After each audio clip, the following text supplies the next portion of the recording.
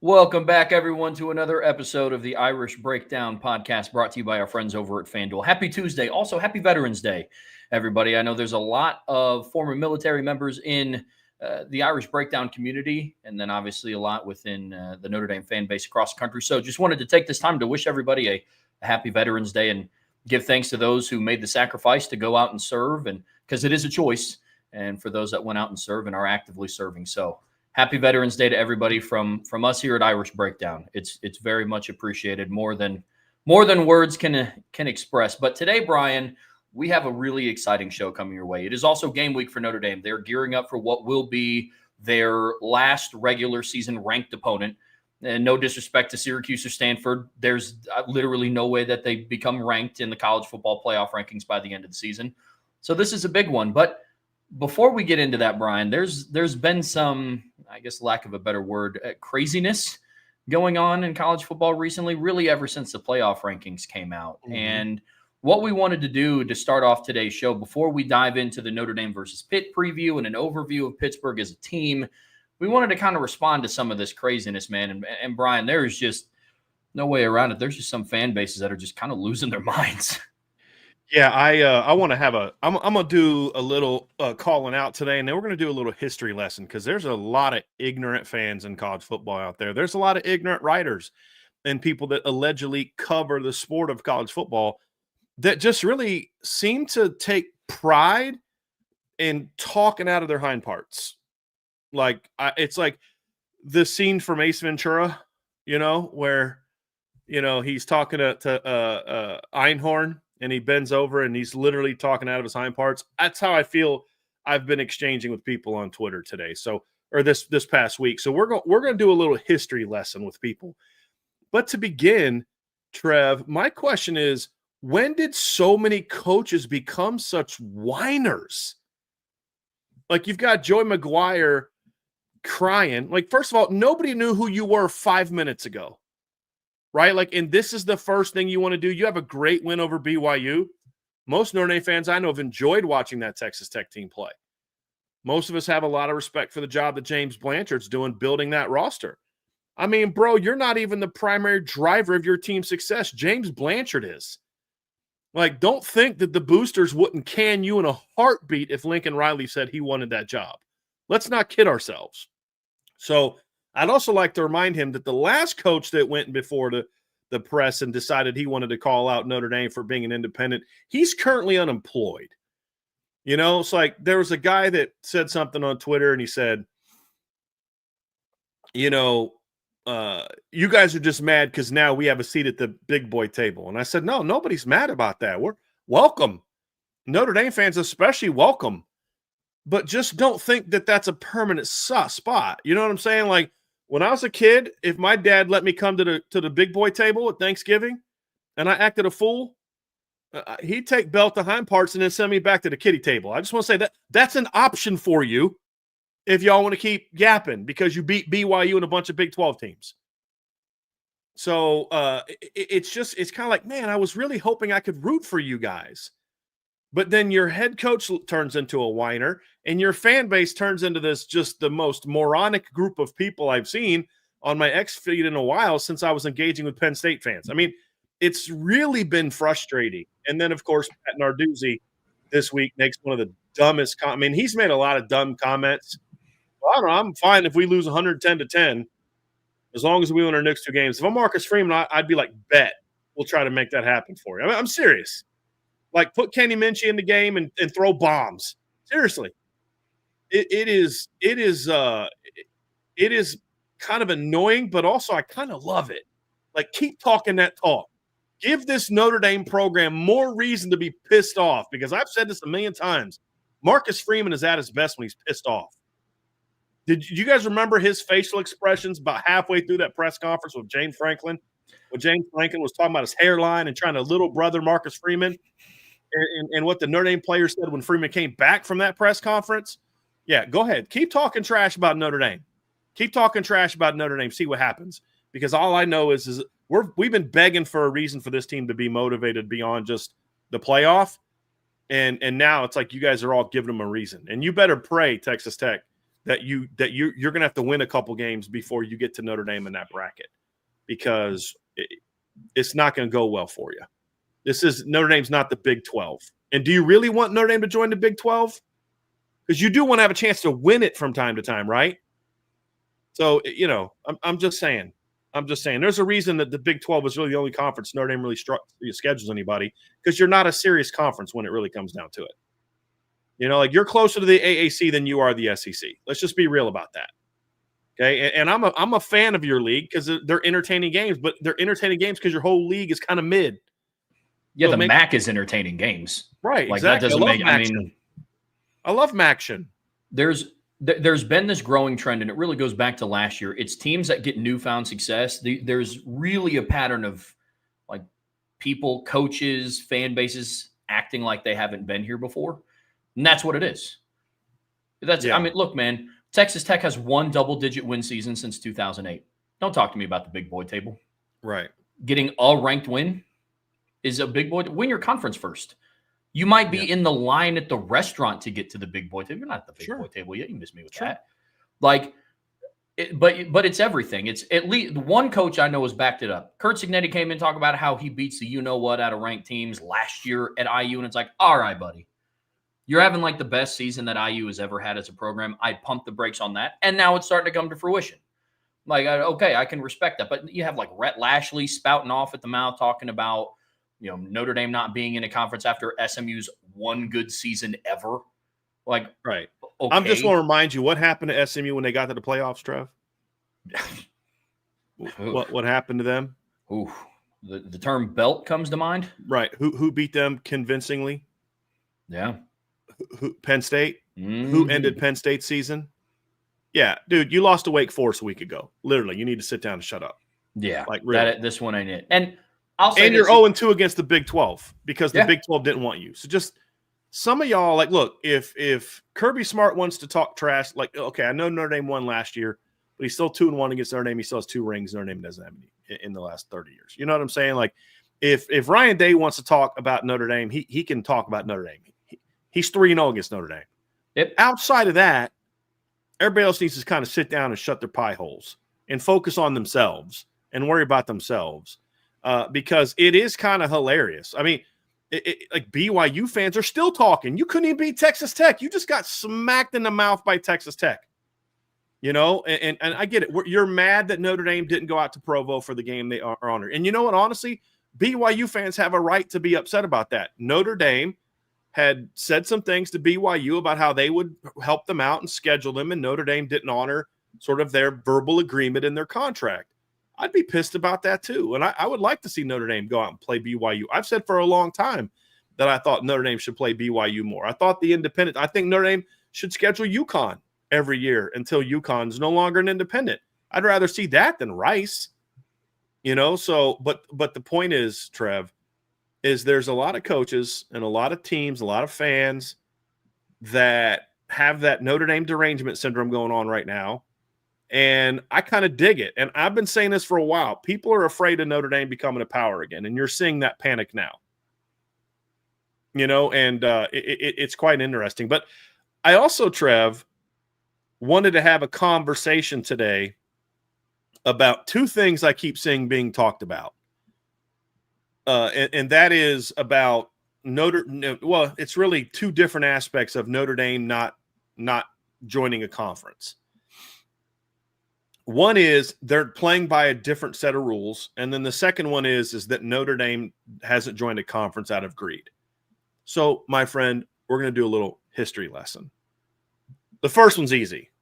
Name me the rule that Notre Dame has an exception for, or name me the rule that Notre Dame is violating that allows it to be independent that other teams can't do. I'm waiting. That's because there is no rule. Any team that wants to be independent has every right to be independent. Well, Notre Dame thinks they're better than everybody else. That's why they're not in the conference. You're showing your ignorance again. I want to remind people, I'm going to put the article in the chat right now so people know. I'm going to put the parts 2, 3, and 4 in there for people to read. This is the series that we wrote that I had Andrew McDonough write a couple years ago, because whenever I want something like really well done and researched, I have Andrew write it, and he does great work with it. Obviously, Andrew is a Notre Dame grad. He's also a smart football guy. He's the offensive coordinator for high school out in Washington. Their team made the state playoffs this year, so congrats to Andrew and his football team. But I want to remind people that Notre Dame back in 1898, was it 18? Let me pull this up. I want to get dates right, Trevor. In 1895, the Western Conference was formed. That became the Big Ten Conference. Notre Dame applied. They were rejected. Notre Dame applied again in 1908, and they were rejected. In 1909, Notre Dame played Michigan in Fielding Yost. Michigan had won all 8 of the games they played, had absolutely dominated Notre Dame.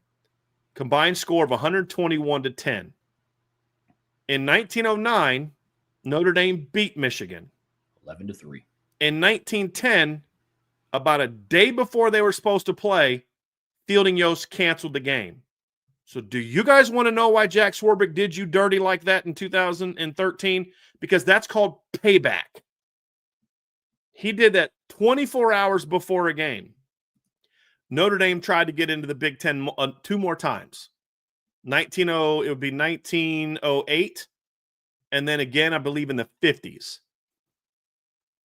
Each time, Notre Dame was rejected by the Big Ten, which at the time was called the Western Conference. Eventually it became the Big Ten. And let me see here real quick. So let's see here. He did succeed in blocking. Though Yost could never convince his fellow Big Ten members to stop playing the Irish in football again, he did succeed blocking one final Notre Dame attempt to join the Big Ten in 1926. And so Notre Dame was forced under Newt Rockne to say, well, if Michigan's trying to block us, because remember when all these people saying, oh, you got to play Michigan. Michigan's such a great rivalry. No, I don't think that it is. After Notre Dame beat Michigan in 1909, Michigan canceled that game, and they did not play again until 1942 and 1943 because both teams needed games during the war. And then they didn't play again until 1978, all because Michigan ducked Notre Dame, because Fielding Yost, it's not about Fielding Yost being afraid of Notre Dame. He didn't like the fact that they lost to this team. And we taught you how to play football. Well, yeah, and maybe too well because we got better at it than you did. But also there's a lot of anti-Catholic bigotry going on there. Now, keep in mind, you're talking to someone who's not a Catholic. I've never hid that fact.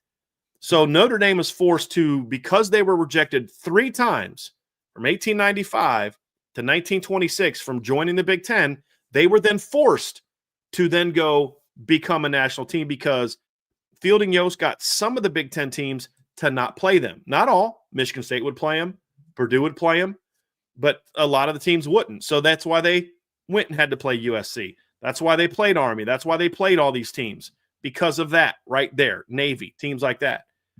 And so Notre Dame was forced to stay an independent by the Big Ten. And so what did Notre Dame do? They proceeded to go build their program to become the national brand that it is today. So then in the 90s, when Notre Dame's this huge brand that can get their own TV deal, then the Big Ten and Jim Delaney like, no, we love you guys. We want you guys in the league. And Notre Dame rightly told them to take that invitation, shine it up real nice, turn that sun sideways and stick it up your candy butts, as the great Rock has once said.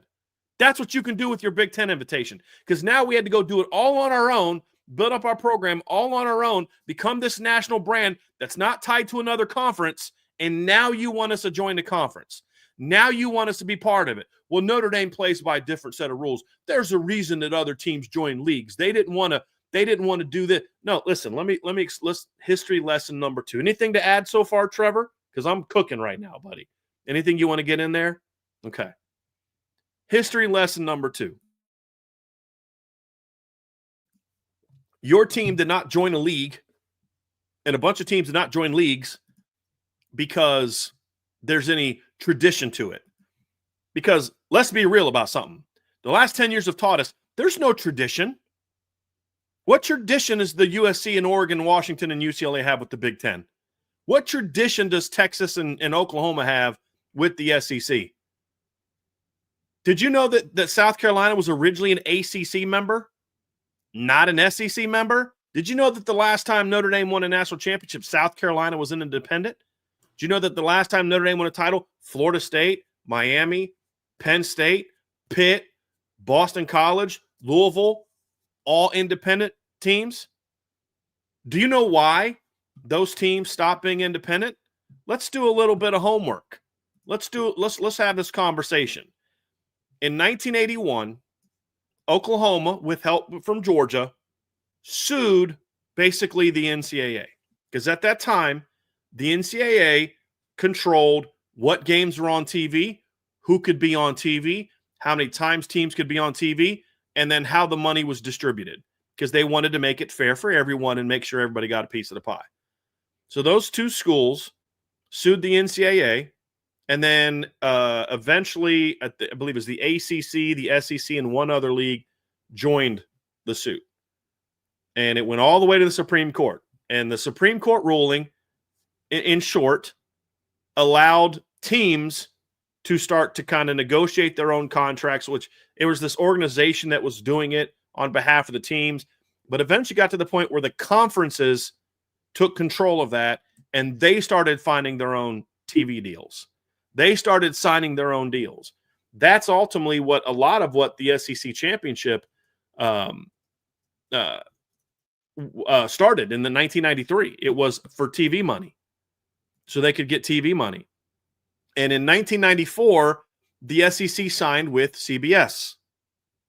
Now, up until that point in time, the SEC had not changed in years. So Alabama, Georgia, Florida, LSU, Tennessee, Auburn, Ole Miss, Mississippi State, Kentucky, Vanderbilt, Georgia Tech, Tulane, and Sewanee were all original members of the SEC. Arkansas was not, South Carolina was not, Missouri was not, Texas A&M was not, Oklahoma was not, Texas was not. Sewanee left in 1940, Georgia Tech left in 1964, and Tulane left in 1966. So from 1966 until 1992, you had the original members, the 10 members: Alabama, Georgia, Florida, LSU, Tennessee, Auburn, Ole Miss, Mississippi State, Kentucky, and Vanderbilt. And then you're working on this TV deal. The Southwest Conference blows up because of TV money, so Arkansas joins the SEC. South Carolina, with all this going on in TV money, now keep in mind, by 1992, South Carolina joins the SEC. Arkansas joins the SEC. Now, what had happened before then? Notre Dame had signed their big contract with NBC. Penn State left to go join the Big Ten in 1990. Florida State left in 1991 to go join the ACC. And then Boston College, Syracuse, Pitt, Rutgers, Miami, Temple, Virginia Tech, and West Virginia all left the independent league to go to the Big East, because the Big East had signed a TV deal and they were going to start emphasizing football because they wanted to tap into football money.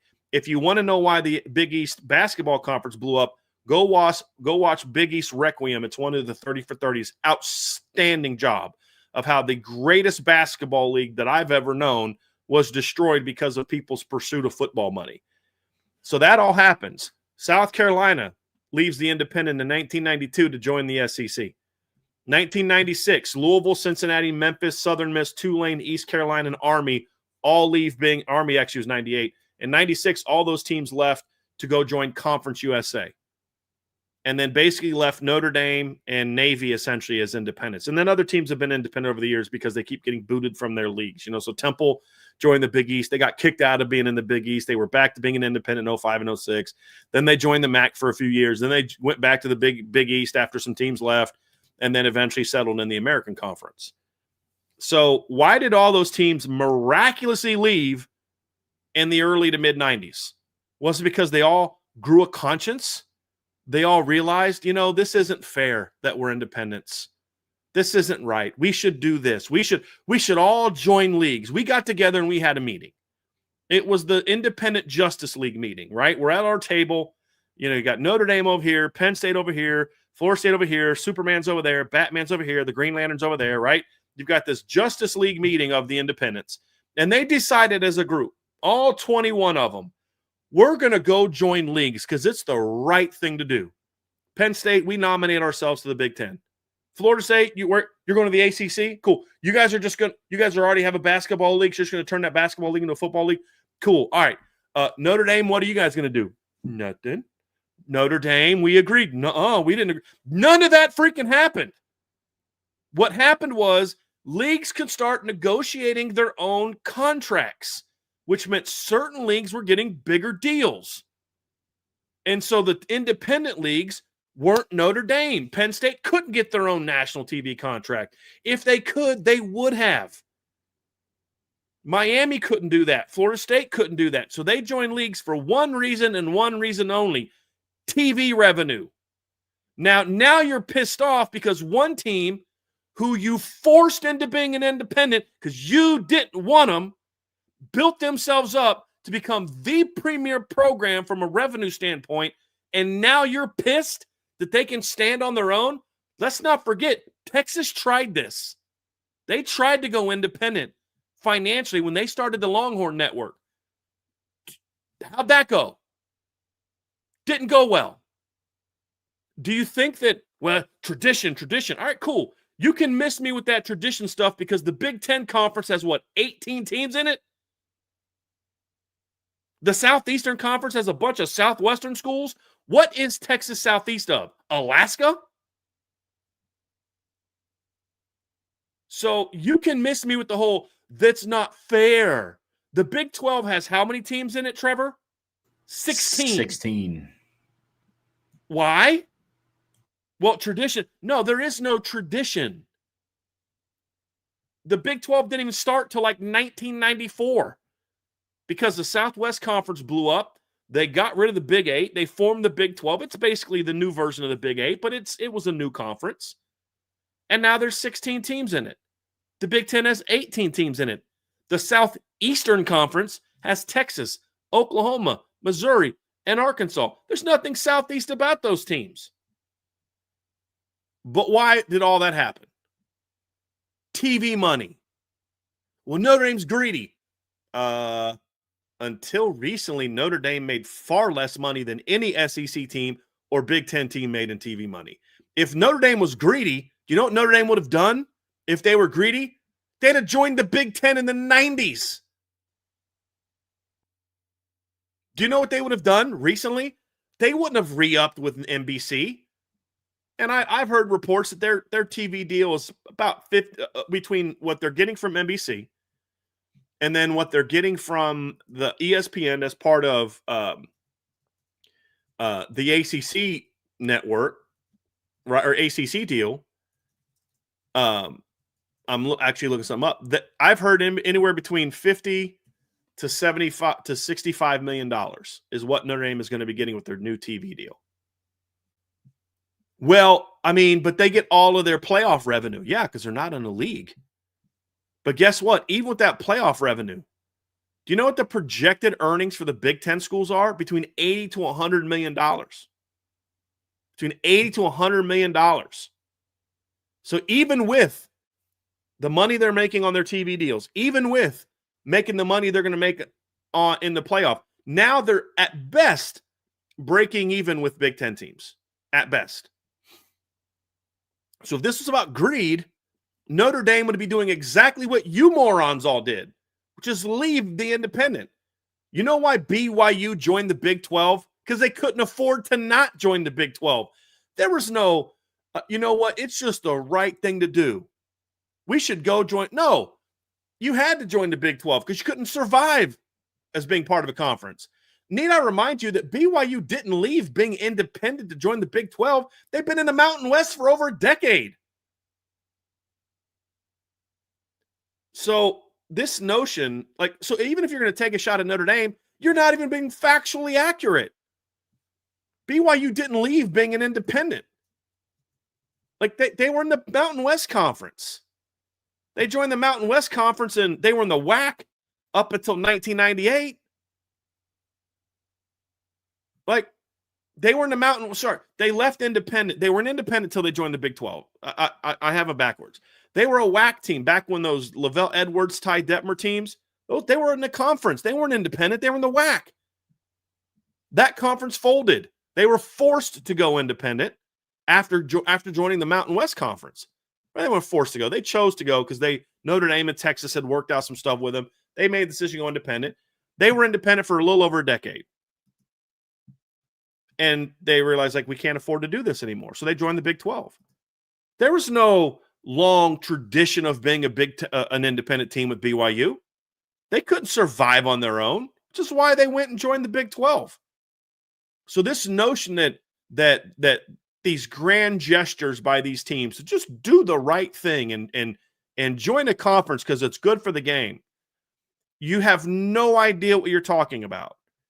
You're those people that spout off like political views simply because your preferred candidate says it. You do no homework, do no research, you have no knowledge of your own. You just spew talking points that you heard from somewhere else.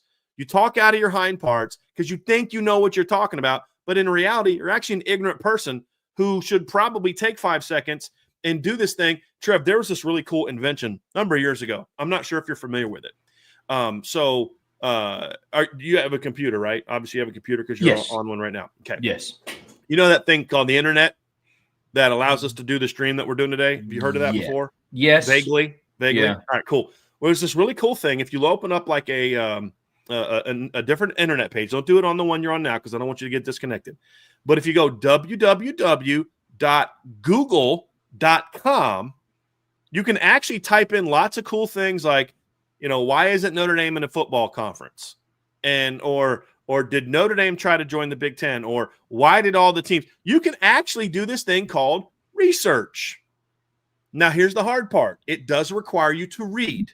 And I know for some fan bases that's really hard to do. Because if it's more than 240 characters, it's a little bit too much for my tiny brain to handle.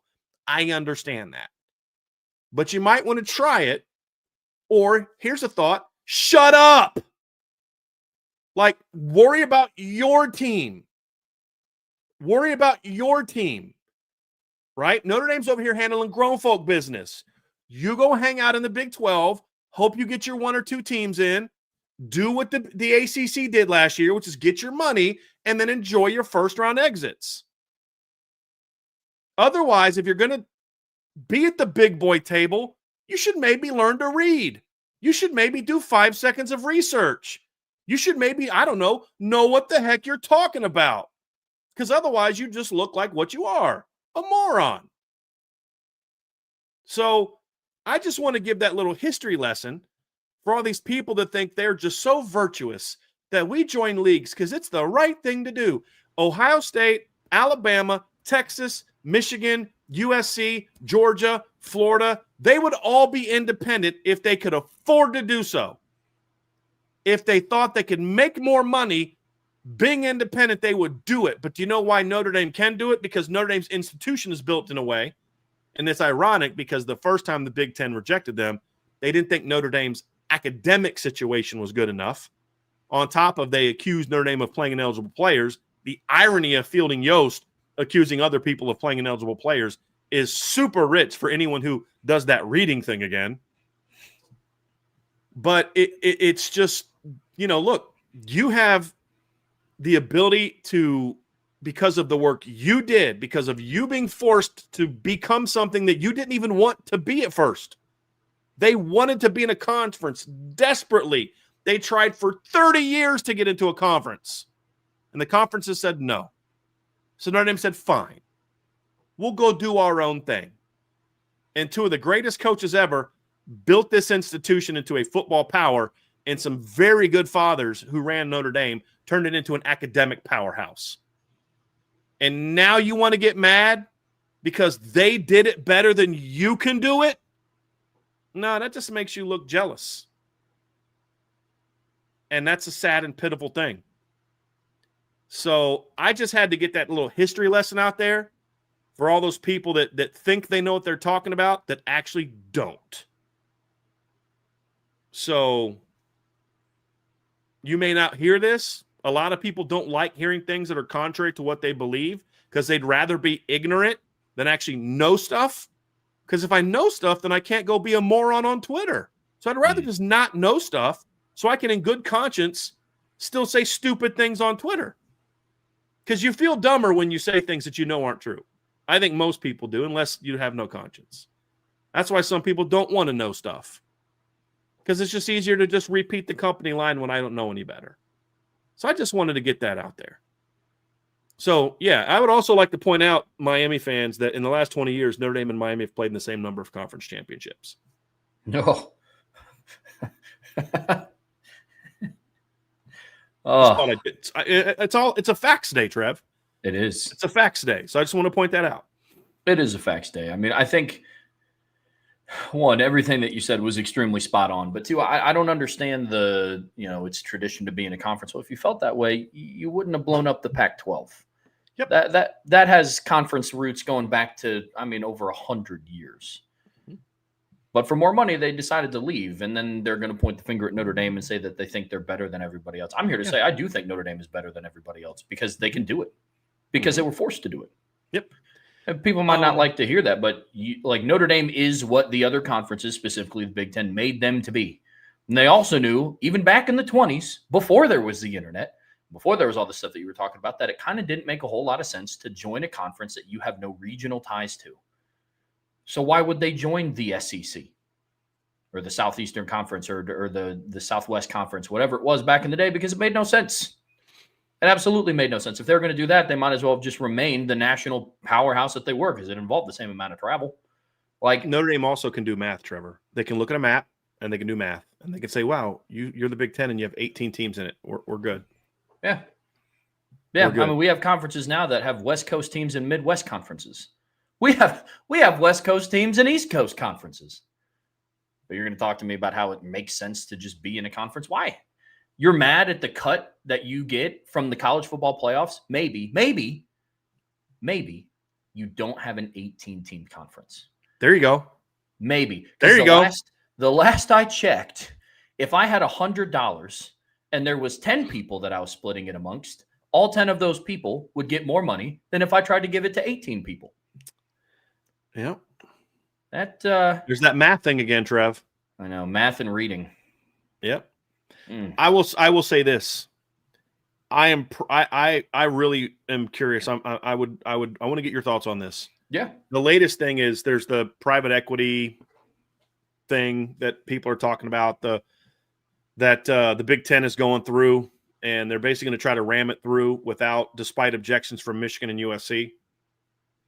Essentially, and this is a very rough recollection or recall of it, but essentially Michigan and USC have a choice. You either jump on board or you decide to get out of your grant of rights in 2036 when it's up, and then you are out of the league. And then I believe, if I've read this correctly, I have to do more research on it, so I'm willing to admit I may not have all the facts. I believe they would then essentially forfeit the money that was being given to other teams as part of this equity deal. And I just want to say to Michigan, who's one of the few big-time football programs that has an endowment that can match Notre Dame's,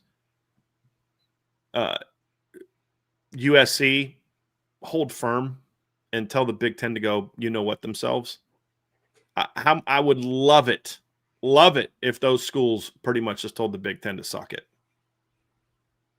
Because I actually think Michigan's one of the few schools that could survive on their own if they were willing. They would just have to find a TV partner. But here's the thing. The game is changing.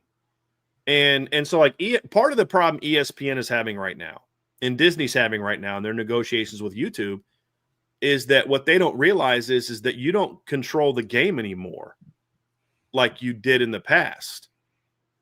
And you're starting to see their strength is not what it was before. And so YouTube kind of called their bluff a little bit. Now, I'm not a big YouTube supporter. They're always gouging us and raising prices and all that kind of stuff. But you've got Amazon now trying to get into sports. They're now into college football or NFL. College football is right behind. Netflix is talking about getting into college football. The reality is it's not just ESPN, Fox, CBS, and NBC in this game anymore. The game is changing. The streaming services are changing the game. I do believe with Netflix and Prime trying to get into the game that there might, if there's anybody at those programs kind of willing to explore the deals, I'd be very curious to find out what they could get from those networks to have USC and Michigan as new partners in their TV deals, right? And then Notre Dame could be like, hey, guys, come join us. We'll play every year. We'll help you out any way that we can. Because good luck with your TV deal the next time getting as much money if you have now if you lose Michigan and USC. Do you think the LA market was built around UCLA? That was just USC doing a solid of their boys and bringing them along with them. They didn't want nor need UCLA other than just USC was like, we're not coming without UCLA. That's all that was. So I would love it. I don't think it's going to happen. I don't. But I would love it because Michigan also has some giant boosters. Yeah. Like really big, wealthy boosters. And not just one. They've got a few. So I would love it if they would do that. Love it, love it, love it, love it, love it. We'll see if they do it. But, USC could go join the Pacific Conference and their other sports. There's some really good West Coast conferences that don't involve football that they could join for their other sports. I don't think they'll do it. I don't think Michigan will do it. But I hope that they stand firm because that would be amazing because it's going to take something like that to kind of blow this whole sucker up. Yeah.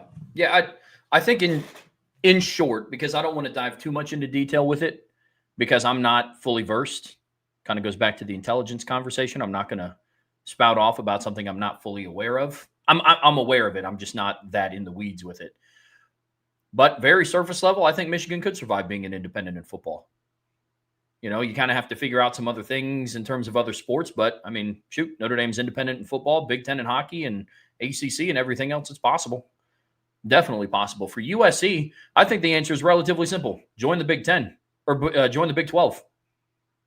USC this year, I think, could go in and win the Big 12, contrary to what some other coaches may think in the Big 12.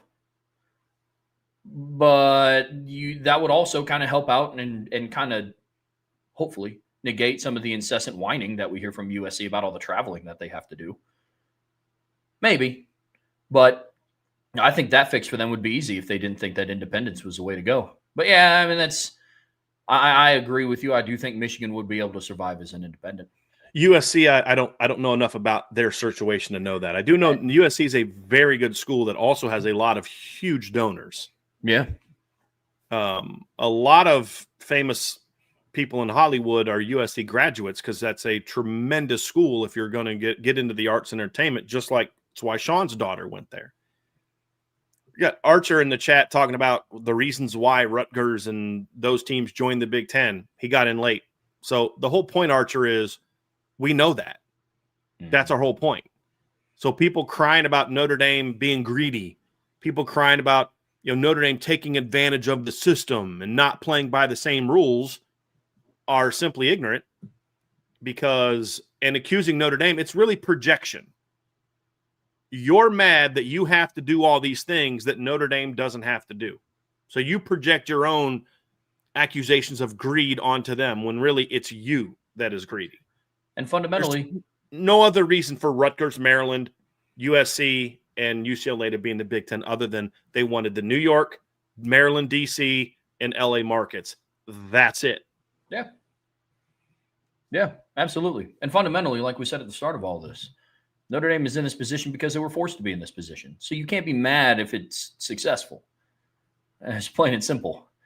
And unfortunately, to what Brian pointed out, to the lack of people wanting to do their own research, that just gets people in a spot where there's very lazy conversations about it. Mm-hmm. Very lazy. And that's unfortunately what this comes down to. Very lazy. So I hope everyone enjoyed that little history lesson.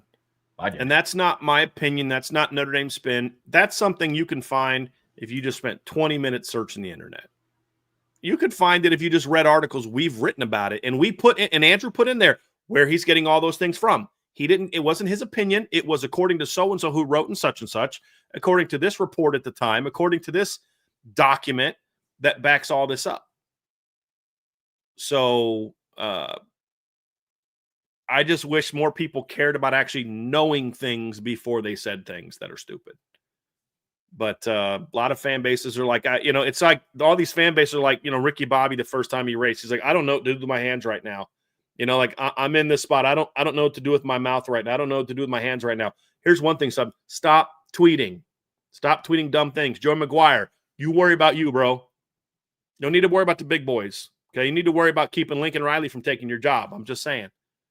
You were a high school coach 10 years ago. Okay, you need to pipe down and just enjoy the great season you're having. Why can't people just enjoy the great season they're having? Pitt's a hot football team. Why would they not care about this Notre Dame game? Oh, that's right, because Pat Narduzzi's in his feelings every year and wants to cry about Notre Dame, the ACC, they're not in our league. Stop crying. Don't get mad because Notre Dame dominated your league. Get better. Get better. Yeah, no. Notre Dame joined your league once in 2020, smacked you on the road, and played for your conference championship. Reach You don't by win Notre 40. Dame in the ACC. Seriously, get better. Come on. Get better. If you don't like what Notre Dame's doing to your league, get better. Texas Tech was tired of being a mediocre program. You know what they did? They went and invested the money to say, we're going to get better. Kudos to them. And up until 5 minutes ago, I had a great amount of respect of what they were doing. Mm-hmm. And then their fans and their head coach. And honestly, I wouldn't even be upset with their program if it was just their fans. You can't control what your fans say. Sure. Notre Dame's got its fair share of fans that I'm like, God, I wish that guy didn't represent Notre Dame fans. Every fan base has those. Sure. But it's the coaches. Now it's Rhett Lashley running his mouth. Bro, you just lost to Wake Forest. You can shut up now. It's Joey McGuire running his mouth. It's Lincoln Riley crying about all the travel they have to do. It's James Franklin crying about the runways not long enough. You didn't know that before you voted to have USC join your league? Pat Narduzzi he's always crying about Notre Dame, bro. We get it. You're mad that they used to beat you all the time when you were Michigan State. We get it. You're upset about that. We understand that Notre Dame kept you from having a chance at a national championship in 2013 when you went 13-1 and the only team you lost was a 4-loss Notre Dame team. We get it. You're jealous that you're not at Notre Dame. They would never hire you. We get it. You're mad. You're mad that Notre Dame comes in your league and constantly smacks you around. They're like 20, 30-something and 4 the last 10 years. We get it. It's jealousy. I understand. Just you worry about Pitt, bro. You almost got fired 2 years ago. Just enjoy the job you're doing. Enjoy the building you're doing right now. I love what Pitt's doing right now. It's a fun team to watch if it wasn't for the fact that I had to deal with their head coach on the sidelines. There's a lot of good stuff going on with these teams, and you should be celebrating that. Focus on you. Because, Trev, you made a great point. We only hear this from certain coaches. I'll let you make the point. I won't say it for you, but we only hear this from certain coaches. There's definitely some coaches we never hear this kind of stuff from. Yeah, man, it puts it into perspective for you. It's the act like you've been here before. Who has been here before? Ryan Day, Dabo Swinney. Now, Dabo Swinney's comments this season have been weird, but it's been about their program. They didn't make the deal with Notre Dame, and Dabo Swinney's like, but they should be in the conference, because they handle business. They understand. They've been to the game. They've played the game. They understand what this is. He also understands that Notre Dame has raised the bar. Yeah. He now has something he has to compete against when they're in the ACC. Exactly. You don't hear it from Kirby Smart. You don't hear it from Marcus Freeman. And then it also – you don't hear from Ryan Day. No, and it also puts some other coaches into perspective for you. I'll say a lot about Dan Lanning. I'm not his biggest fan as a person. I like him as a football coach. Not once have I heard him complain about the travel. Mm-hmm. Because he knew when his Northwest Coast team joined a league in the Midwest, it was just going to involve travel. You have other coaches that are like shocked by it for whatever reasons that I don't understand. Shout out to Kenny Dillingham. They were projected to finish dead last in their league. They tasted success, and the only thing he talked about was what that team needed to do in the postseason and the conference championship game to give themselves in the shot of the playoffs. He didn't get a little taste of success and then start firing shots at other teams randomly. Also, not sure that I was ever going to say this live, but shout out to James Franklin, because at least he had the gall to do it to Marcus Freeman. Had the balls to do it, exactly. In the press conference with Freeman there. Sitting 3 feet from him.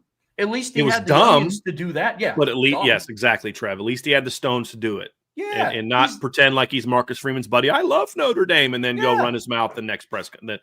To pull reporters at the end of one of their open practices. Yeah. Like at least he did that. Joey McGuire's out here trying to sneak this when we all know who you're talking about, bud. Like some independent teams. You're not talking about UConn. Have the balls to say Notre Dame, because you're right, Trevor. You're not talking about UConn. I would have more respect for if you would just speak their name. Yeah. They're clearly in your mind instead of you enjoying a win over a solid BYU team. That's a good BYU team. We love what Kalani Sitake's doing. You just don't hear that from the guys that are competing for championships. You don't hear that crybaby stuff from them. Yep. You just don't. And I mean, it's frustrating. And that's why I like one of the things. I like Kenny Dillingham. I don't ever hear him talking about other teams and other than just being respectful. It's always about us, what we need to do, what we've got to do. I respect that. I didn't hear Kalani Sitake crying afterwards about, Notre Dame and this. No, it's like, look, we lost the game. We didn't handle our business. Our season was in our control, and we didn't play the way we're capable of playing. And props to him. Just this crybaby stuff. It's just like you guys, and I don't know, maybe they're getting kind of pushed from the league offices to go play this politic and stuff. But here, like, look, here's your deal. If you're going to cry about Notre Dame, well, look, Notre Dame's the team that doesn't have that. We can go lose 110-10 and still get into the playoffs. That's not me saying that. That's literally what Pat Narduzzi said. He said, I don't mind. I want to find the direct quote because I want to read, because it was so absurd that I just want to read the direct quote. So let me find it. So this is a direct quote from Pat Narduzzi. Let me find it. Somebody asked him basically about the significance of the game, and he says, absolutely not. It's not an ACC game. I'm glad you brought that up. It's not an ACC game. I'd gladly get beat 103 or 110-10 in that game. They could put 100 up on us as long as we win the next two after that. So basically what you're saying is we're in a mediocre league where the only way we can get in is if we win our league. That's basically what you're admitting. We're a weak league, and we have to win our league to get in. Like, I'm not a big Mario Cristobal fan. I couldn't imagine Mario Cristobal making a statement like that before playing Notre Dame. Couldn't imagine it. Could not imagine it. I couldn't imagine Dabo making a... Now, Dabo might say that about how the game doesn't impact their folks on win the ACC, but you better believe Dabo's going to be hyping up the Notre Dame game because he understands that's what gets kids to come here. We're going to get to play Notre Dame all the time. We get to play we're going to play South Carolina. We're going to play Georgia. We're going to play the good teams. And this guy. This freaking guy. Well, and the weirder thing about that comment, though, Bryan, is he wasn't asked about, hey, you guys have the opportunity to play for an ACC championship game. Is this Notre Dame game a must-win? He just got asked if it was a must-win game. Why? Yeah. Because the person who asked that question was like, hey, Pitt's kind of rising up in the conference. They only have 2 losses. They're 7-2. Like, in this world of there will be 2 lost teams, probably multiple 2 lost teams in this year's playoff. This is kind of a must-win game for you. And what he did was he was setting the expectation. Yeah. Like, he was, hey, we could lose to Notre Dame and still win the ACC. That's pretty cool. It's like, yeah, and? But here's the thing. Your next 2 games don't win you the ACC. Here's the thing. This is where it's so dumb. That's a big game for us because if we can go, beat a team like Notre Dame, which we're going to try to do, then we're in a situation where if you lose the ACC championship game, you're still in. If Pitt goes into the ACC title game at 10-2 with a win over Notre Dame and a win over Miami, and they lose the ACC championship game, they're still in my opinion, because they'll be in the top 10 at that point in time. So it just is really annoying to see. And the other thing, too, is these people, it's easier for Notre Dame. I had a Tennessee fan actually saying this. Notre Dame plays a bunch of G5 schools. Again, just people saying dumb things because they heard somebody else say it. Tennessee plays 9 Power 4 teams this year. Notre Dame plays 10. Dude, even in the two teams that Notre Dame played that aren't Power 4 teams have both spent at least a week ranked in the top 25 this year as G5 teams. It just, some of the stuff you're like, did you ever see the movie National Security with Martin Lawrence and what's that guy's name? Steve. Yeah. I I forget his name. And the one guy says to him, actually, what's that guy's name? That's going to bother me. Let's see, National Security Cast. It's Steve Zahn is who the other guy is. And he goes, do you actually believe that BS coming out of your mouth? And Martin Lawrence is like, I don't really know. I don't really know what I'd be saying until I be done saying it. You know what I mean? It's like, that's kind of how I feel with some of these people. You know, it's like, I'm just going to say whatever ignorant thing pops in my head without any kind of idea of what I'm saying. So Tennessee, for example, plays 8 conference games, and their non-conference is Syracuse, which at the time was a good win, because at the time, Syracuse is a much better team than they are now. They play UAB, New Mexico State, and East Tennessee State. So it's like, yeah, you could kind of shut up. Last year, they played NC State non-conference. Their other non-conference was UT Chattanooga, Kent State, and UTEP. So it's like, you know, Texas Tech. Your non-conference was Arkansas, Pine Bluff, Kent State, and Oregon State. Notre Dame's playing one more Power 4 team than you are this year. Because in your non-conference, you played a bunch of garbage. So that easier schedule includes more Power 4 teams than what you have to face. And this notion that by being an independent, it's easier. No, it's not. Because in leagues, teams tend to all kind of recruit and play to a certain style. Not schematically. Iowa doesn't recruit the same, do the same thing schematically Ohio State does. But there's certain things that are kind of carry over in all the leagues. You recruit the same play against each other. You know where kids are from. You know what the travel's like. You know what it's like going to Columbus because you go there every other year. You know what it's like going to Ann Arbor because you go there every other year. You're used to the trip. You're used to the locker rooms. You're used to what the teams play. You know what's worked against them. You know what doesn't work against them because you play each other every year. Notre Dame doesn't get that. I mean, this year alone, they've played, 3 teams that they've never played before? 2? 2, Arkansas and Boise. Right. They're playing teams they haven't played, and they haven't played at Miami since 2017. That's not easier. That's harder because you don't have the book. This is what worked.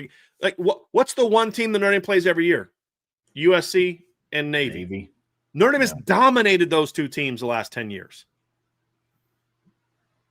I think they're 8-1 against Navy, and let's see, so 16-25. So they're lost in 16, 1-17, 1-18, 1-19, 1-21, lost in 22, 1-23, 1-24, 1-25. So they're 7-2 against USC, and they're 8-1 against Navy in that same time span. So 16. They lost to Stanford in 16, lost to Stanford in 17, beat them in 18, beat them in 19, beat them in 21, lost them in 22, beat them in 23, beat them in 24. So they're 5-3 against Stanford. Like Marcus Freeman's 2-1, about to be 3-1 against Stanford. He's 3-1 against USC. He's 4-0 against Navy. The teams they play regularly, they have a book on. They know how to prepare for Navy. They know they've got to spend time in fall camp. And then they got to spend time, during bye weeks and things like that because they've had to face it. There's a reason Navy, after about 2 years, went down to, when they joined the AAC. Because the team started getting a book on them. So, no, it's not easier being an independent. In fact, it's harder because you do have to travel across the country. You do have to play teams from different conferences, which means different styles. Nobody does that. Nobody plays all 4 Power 4 leagues. Where Notre Dame does most years. Yeah. And here's the thing. Notre Dame's not out here trying to schedule Big 12 teams. They're scheduling Alabama, Texas, Auburn, Florida, Georgia, Ohio State. They don't have time for you in your little league. They already have a bad league they have to play every year. It's the ACC. They don't have time for you. A lot of it just goes into conference bias. That's the last thing that I'll say. We've been saying this, and I've been talking about this for years, long before I was ever a part of Irish Breakdown. Teams live vicariously in conferences through their top teams. But it's always the same teams. It's always the middle tier teams. Like you always hear stuff from Penn State and from Tennessee and teams like that. Why? Because they can live vicariously. We play in the SEC. We have Bama. And it's like, and? They obviously don't have you. When was the last time Tennessee played for an SEC championship? Can't remember. It's stuff like that. living vicariously through your 18-team conference where you have 3 good teams, that just ain't it for me. It's not. I had one buddy I used to work with. He told me if Notre Dame joined the Big Ten, they'd be lucky to go 7-5. And the first team that he talked about was Wisconsin. Sorry, man. Like, it's just stuff like that. It's stuff like that where it's just, it all goes back to conference biases.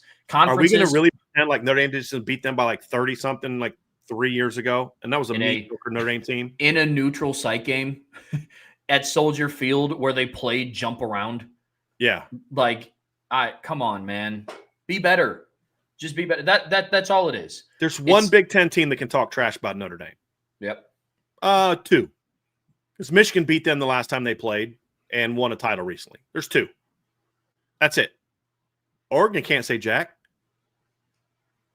I mean, you literally have a grand total of 0 national titles ever, and you played in the playoff last year, got smacked. You know, like USC can't say anything.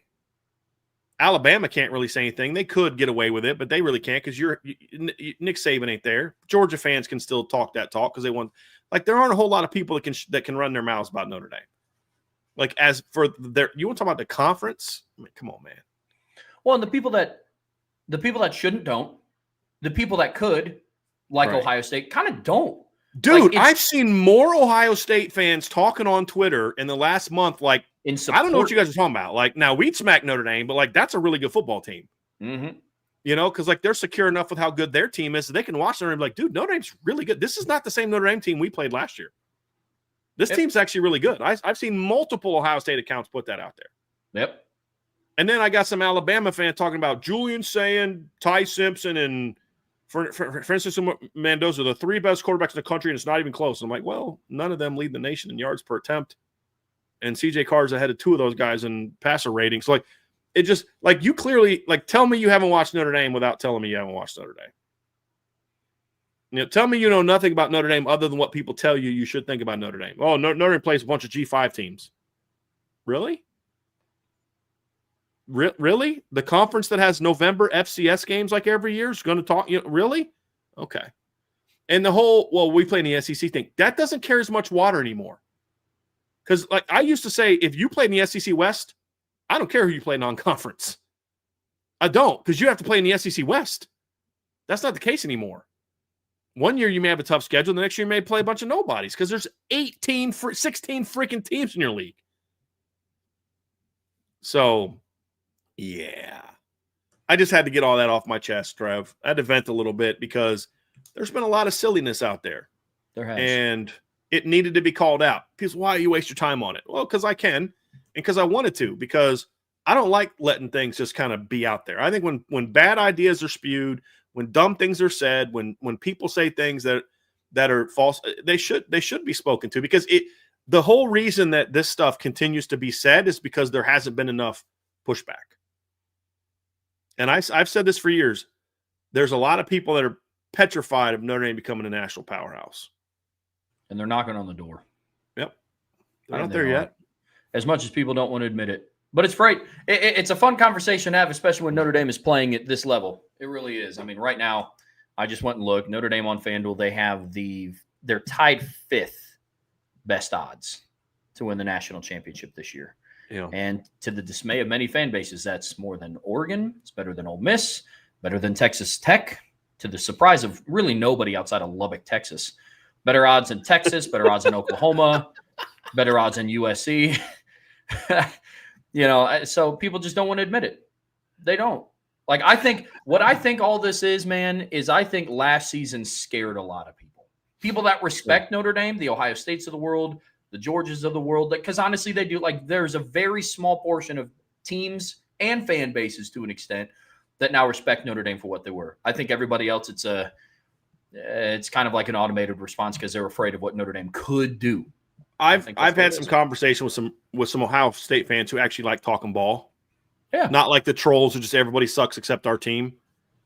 And like they're like, yeah, we were clearly better than you last year, which they were when they played.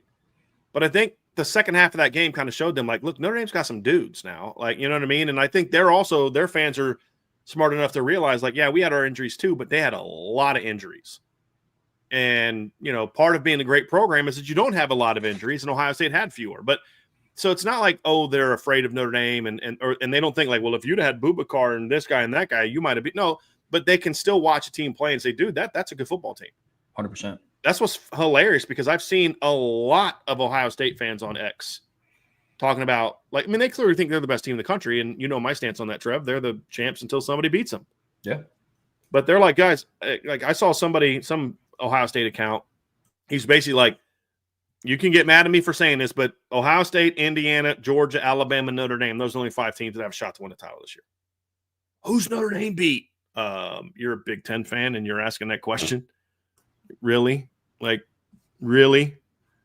So it's like Chris Felica had some nonsense he was spewing the other day. I had to put him in his place a little bit with some actual facts, because the problem with this whole thing is, Trevor, way too many analysts are looking at this and giving very surface level analysis. Oh, well, they're 7-2, they're 7-2. They won head to head. Therefore, no, therefore nothing. Therefore, that's definitely a plus in Miami's favor. But what about the rest of the data? Well, what's good for playing a team like Notre Dame? If you're good, well, imagine what their record would be if they would have played FAMU instead of Notre Dame. Where would they be ranked now? They're 18 with that win. Imagine what they would be if they didn't have that win.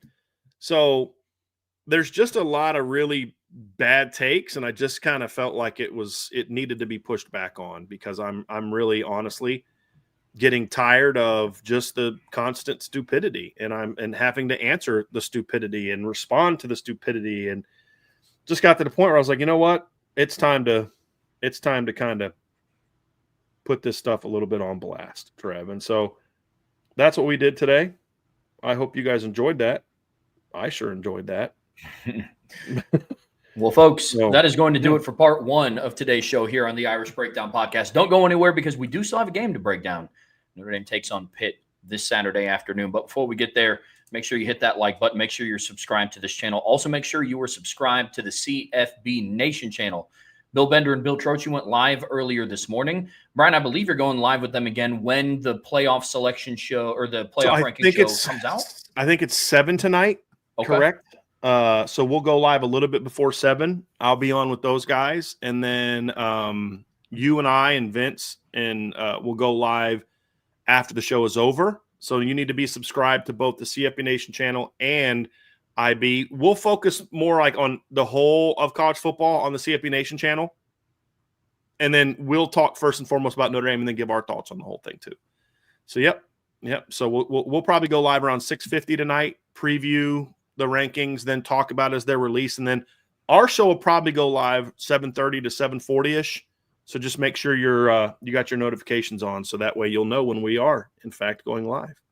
And as always, folks, the best way to support what we do here is subscribe to the premium message boards at boards.irishbreakdown.com. All right, Bryan, in part 2 of today's show here on the Irish Breakdown Podcast, brought to you by FanDuel, we are talking Notre Dame versus Pitt. And like we always do every single week, we're going to talk about what's at stake here. We're talking what's at stake for Notre Dame, short term, long term, things that we got to see. But this is going to be a big one. Like I said, it's going to be Notre Dame's final ranked opponent in the regular season that they will face. Kickoff is going to be at 12 p.m. on ESPN inside of Acrisure Stadium. It's where the Pittsburgh Steelers played their home game. And if you go and you look at the line on FanDuel, Notre Dame is favored by 11.5 points, contrary to Pat Narduzzi thinking that they may lose this game by 100 points. And the over-under is set at 55.5. So Pitt is one of Notre Dame's most consistently played teams. They're in the top 5, aren't they, as most times that they've ever played? Yep. So this does – I don't know if you count it as a rivalry game, Bryan. Do you count this as a rivalry? Yeah, I do. It's not the same. Like, to me, it's like with anything. There's layers to things, right? There's USC and there's Navy. And then there's, Michigan and Pitt and teams like that are rivals that are important games, but they're not played as often. I would even put Pitt ahead of Michigan in regard to rivalry status because of the amount of times they've played, whereas Michigan and Notre Dame has been far more competitive, which makes it a more competitive rivalry, not one that has as much tradition or history to it as Notre Dame does. Notre Dame has a 51-21-1 all-time advantage over Pitt, Trev, in their matchup. Notre Dame is also 28-11-1 in this series. The Irish have won, was it 4 in a row and 7 of their last 8? And the loss was 2013 was the last time that Pitt beat Notre Dame. They won that game 28-21. Notre Dame has won the last 2 in Pittsburgh. They beat Pitt 42-30.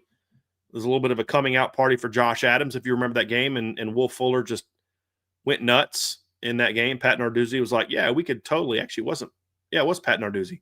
Pat Narduzzi thought it'd be a good idea to go man-to-man coverage against Will Fuller with his quarters coverage and safeties coming down to stop the run.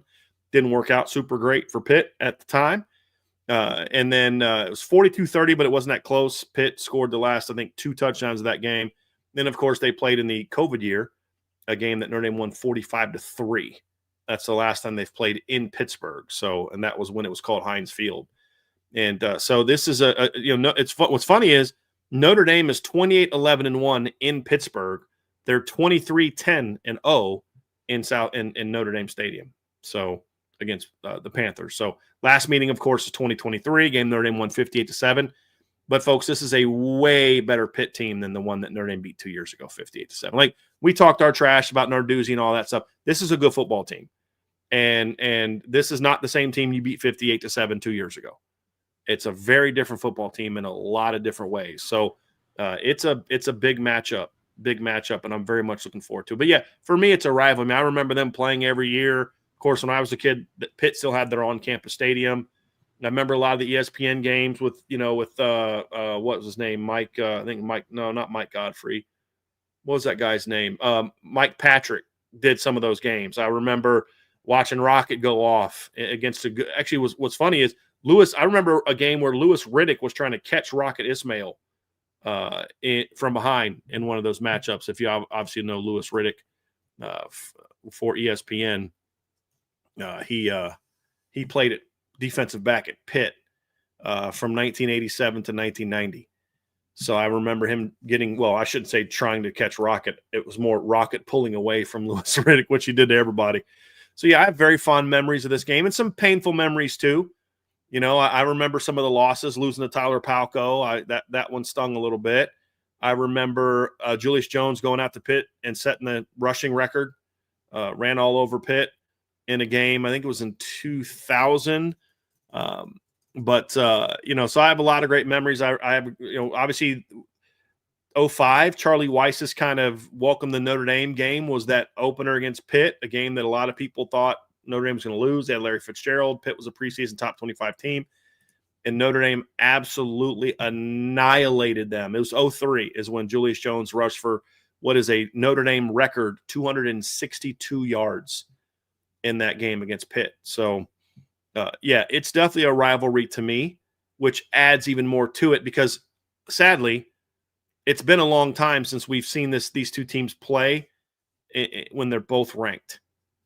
And, so it's nice. It's nice to see that they're both ranked. I'm trying to think when the last time that Notre Dame and Pitt both played when they were ranked. Let me go look that up. They obviously both weren't ranked in 2023. They weren't both ranked in 2020, 2018. I don't believe Pitt and Notre Dame were ranked. I know Notre Dame was, but I don't think that Pitt was ranked in 2018 when they played, although that was a great game. Pitt obviously had an early lead. No, they were 3-3.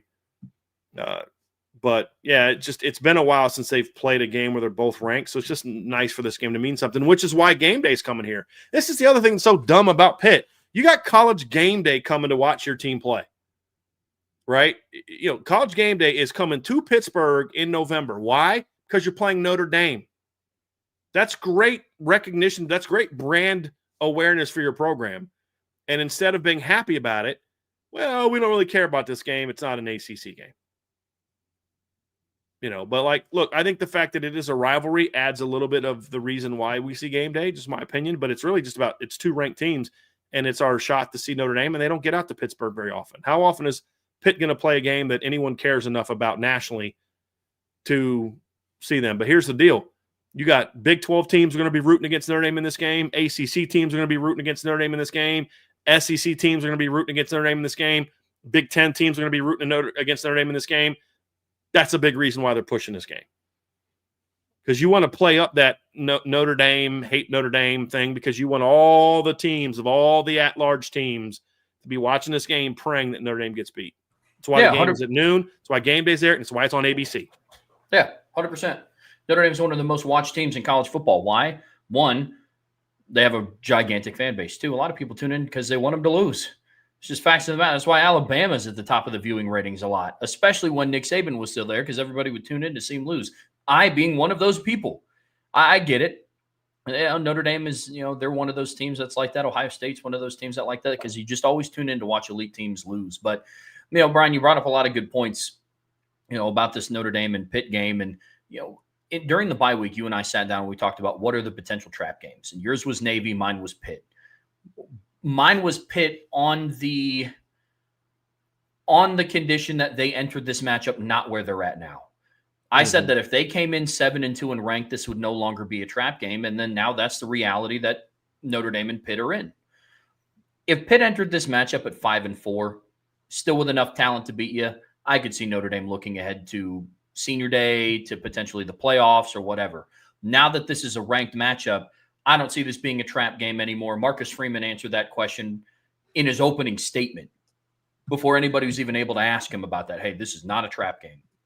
Pitt's a talented team. They're riding a 5-game win streak, which is something that we'll talk about a little bit later here in the show. But, it kind of goes and it sparks the question, Bryan, of what's at stake for Notre Dame in this game. And some of it's a little bit more obvious. A win would be huge for your playoff resume. It's your last opportunity to pick up a ranked win, and you get to do it here in the middle of kind of this playoff conversation. But what else is at stake for this unit when they travel out to Pittsburgh? Well, really, this is your chance to solidify your standing in the college football playoff rankings. I mean, Pitt was in number 24 last week. I imagine they're going to go up at least a spot or two. Maybe they jump a couple teams ahead of them that were behind them that, I don't see any scenario in which Tennessee jumps ahead of them because Tennessee didn't play. And, like maybe somebody that jumps in the top 25 that wasn't in it goes ahead of them. I doubt it. The question is how many teams do they leap from last week? Like, do they leap Iowa? Like, honestly, I don't know that I would drop Iowa, and but maybe like a spot or two in the playoff rankings, Trev, because look, they played the number 9 team in the country and played them down to the wire. Oregon had basically a walk-off kickoff. I don't know that Michigan, who didn't play and the last time they did play, beat Purdue by 5, should be ahead of Iowa. I know that Iowa's got one more loss now, but if their resume was more impressive than Michigan's last week, it's still more impressive, by the fact that they took Oregon down to the wire. But, they'll probably drop Iowa a little bit. Missouri lost. Washington lost. So 3 of the 5 teams ranked right ahead of Pitt all lost last week, which is good for Pitt in that they'll be, closer to 20, when they play Notre Dame this weekend. So that's what the committee viewed them, not the AP, not the coaches poll, none of that. The committee viewed them. So November 15th, 2 weeks left in the regular season after this. So 2 weeks after this remaining, plus the conference championship games. And you get a chance the same weekend. You've got Alabama against Alabama plays Oklahoma. You've got Georgia, Texas. You've got some, we were talking about this the other day, Trev. There's some big games this weekend. You and I are going to have a lot of fun talking college football on Thursday's show. But Oklahoma plays at Alabama. You've got Virginia at Duke. You've got NC State at Miami, Iowa at USC, Florida at Ole Miss, Utah at Baylor, Texas at Georgia, TCU at BYU. There's a lot of huge games on this weekend, and Notre Dame is going to be the team where College Game Day is going because this is one of, I think, 4 top 25 versus top 25 matchups, which means you can't say now that Notre Dame didn't have any marquee games in November for us to learn a little bit about them. Now, if Pitt ends up collapsing after the Notre Dame game, which I hope doesn't happen, but I worry that it might, because they have to play at Georgia Tech and home against Miami. But you hope that whatever happens Saturday, that they build off of it. If they get beat by Notre Dame, that they don't get down on themselves, which is also part of the mental game that Pat Narduzzi is playing with his players. Because the one thing I will say in his defense is, if you put too much on this game and you lose, what's your player's psyche when they got to go to Georgia Tech next week? Like, the season's over with. This is a must-win game. No, like, guys, this game ultimately, it's an important game, but it doesn't matter no matter what happens. And then if you win, then you don't get too high because you're like, hey, guys, this is a great win, but that's not our goal. Our goal is to win ACC. I mean, to a degree, I get it. He just does it in such a whiny manner.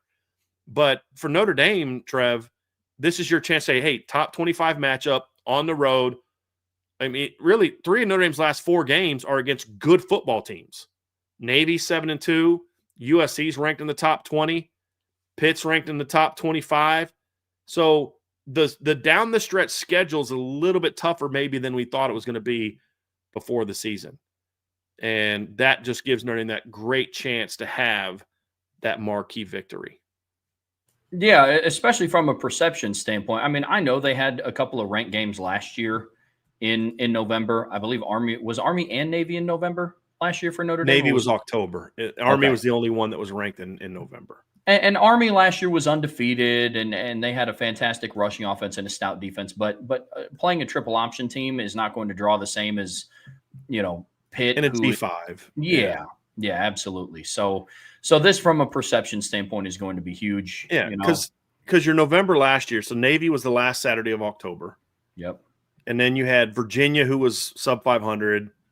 You had Army, who was ranked, but it's a G5 team. It was Army. And then USC was 500, basically. Came over 500 in the matchup. So you didn't really have a game like this where it's a power 4 opponent, top 25 opponent that you get to go beat. So I think when you just talk about what's at stake, I mean, it's a lot of this is about Notre Dame's playoff resume, Trev. It's about, look, you lost to an ACC team to begin the season.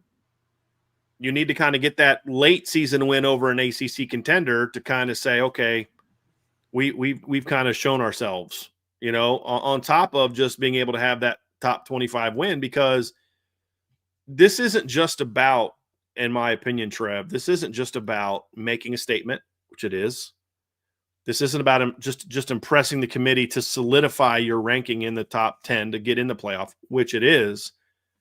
I also think an impressive win, like just winning, is what you need to do. Go on the road, beat a top 25 team. That's ultimately all that matters. I don't care if it's by a point or by 50, or in Pat Narduzzi's prediction 100. So you just got to win. And Pitt being ranked helps that. Style points, you don't necessarily need style points when you're playing a ranked team on the road in November. I don't think you do. I think you just need to win. But if you have an impressive win, now it becomes about jockeying for, does Notre Dame deserve to go up in the rankings over a team that may struggle? So if you have a convincing win over Pitt, and what's convincing over Pitt? More than 10 points, 10 points or more, like the USC game where you're clearly the better team. You have that kind of convincing win, and then you go handle business against Syracuse and Stanford the way you need to. Your last 4 games, you had a blowout win over a bowl-eligible Navy team. You have blowout wins over bad Syracuse and Stanford teams, and then you have 2 convincing 10-point-plus victories over top 25 teams. That's what you play in your last 5 games, because you last 6 games, if you count USC, because it's BC, Navy, Pitt, Syracuse, and Stanford. So your last 6 games, you'll have played 2 top 25 teams and beat them by double figures.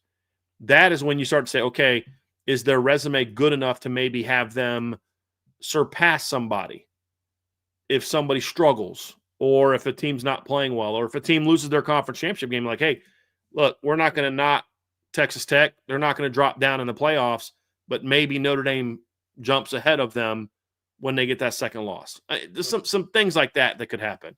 And then also you position yourself for what's behind you, fending off some of those teams that are behind you, because Utah won't be able to have a win like this. Virginia, Louisville won't be able to have wins like this down the stretch.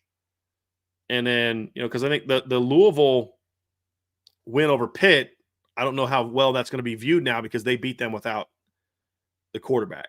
And Pitt's been a very different team since then. So I just think there's a lot of things, Trev, that practically from a resume standpoint, from a perception standpoint, just really speak volumes about why this game is really important for Notre Dame. Yeah, I mean, there's a handful of different things that I think are at stake in this one. Some that we have mentioned, some that we haven't. You brought up Notre Dame versus the ACC, and that's always something that, Notre Dame is trying to reestablish dominance against our ACC opponents. And right now, they've kind of had three different types of performances against the ACC this year. They lost to Miami, they handled NC State, and they had a real ugly game against Boston College.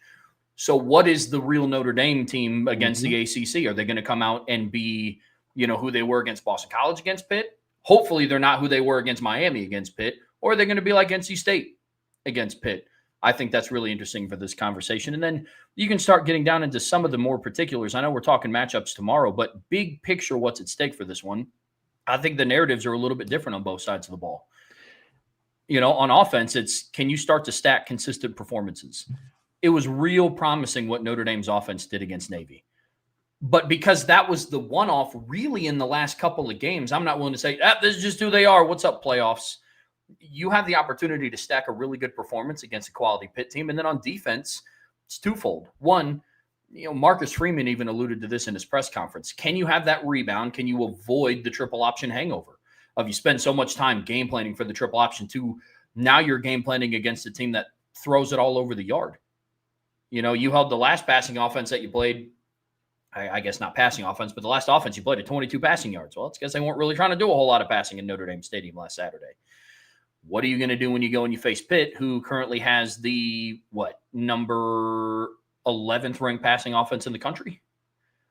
I think that's going to be really interesting for them. And then it's continuing to stack performances, man. A lot at stake for this one. Yeah.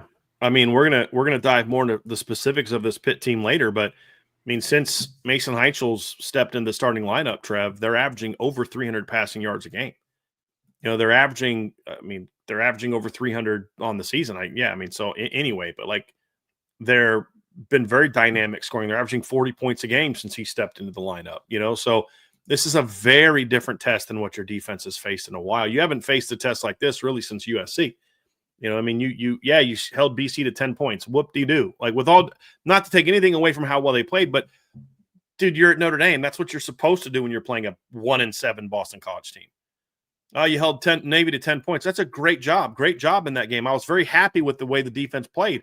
This isn't meant to poo-poo it at all, but isn't that kind of what you expect of your defensive coordinator when you're playing Navy and who doesn't have their starting quarterback, right? You're supposed to shut them down. So it's it's like praising, hey, good job, guys.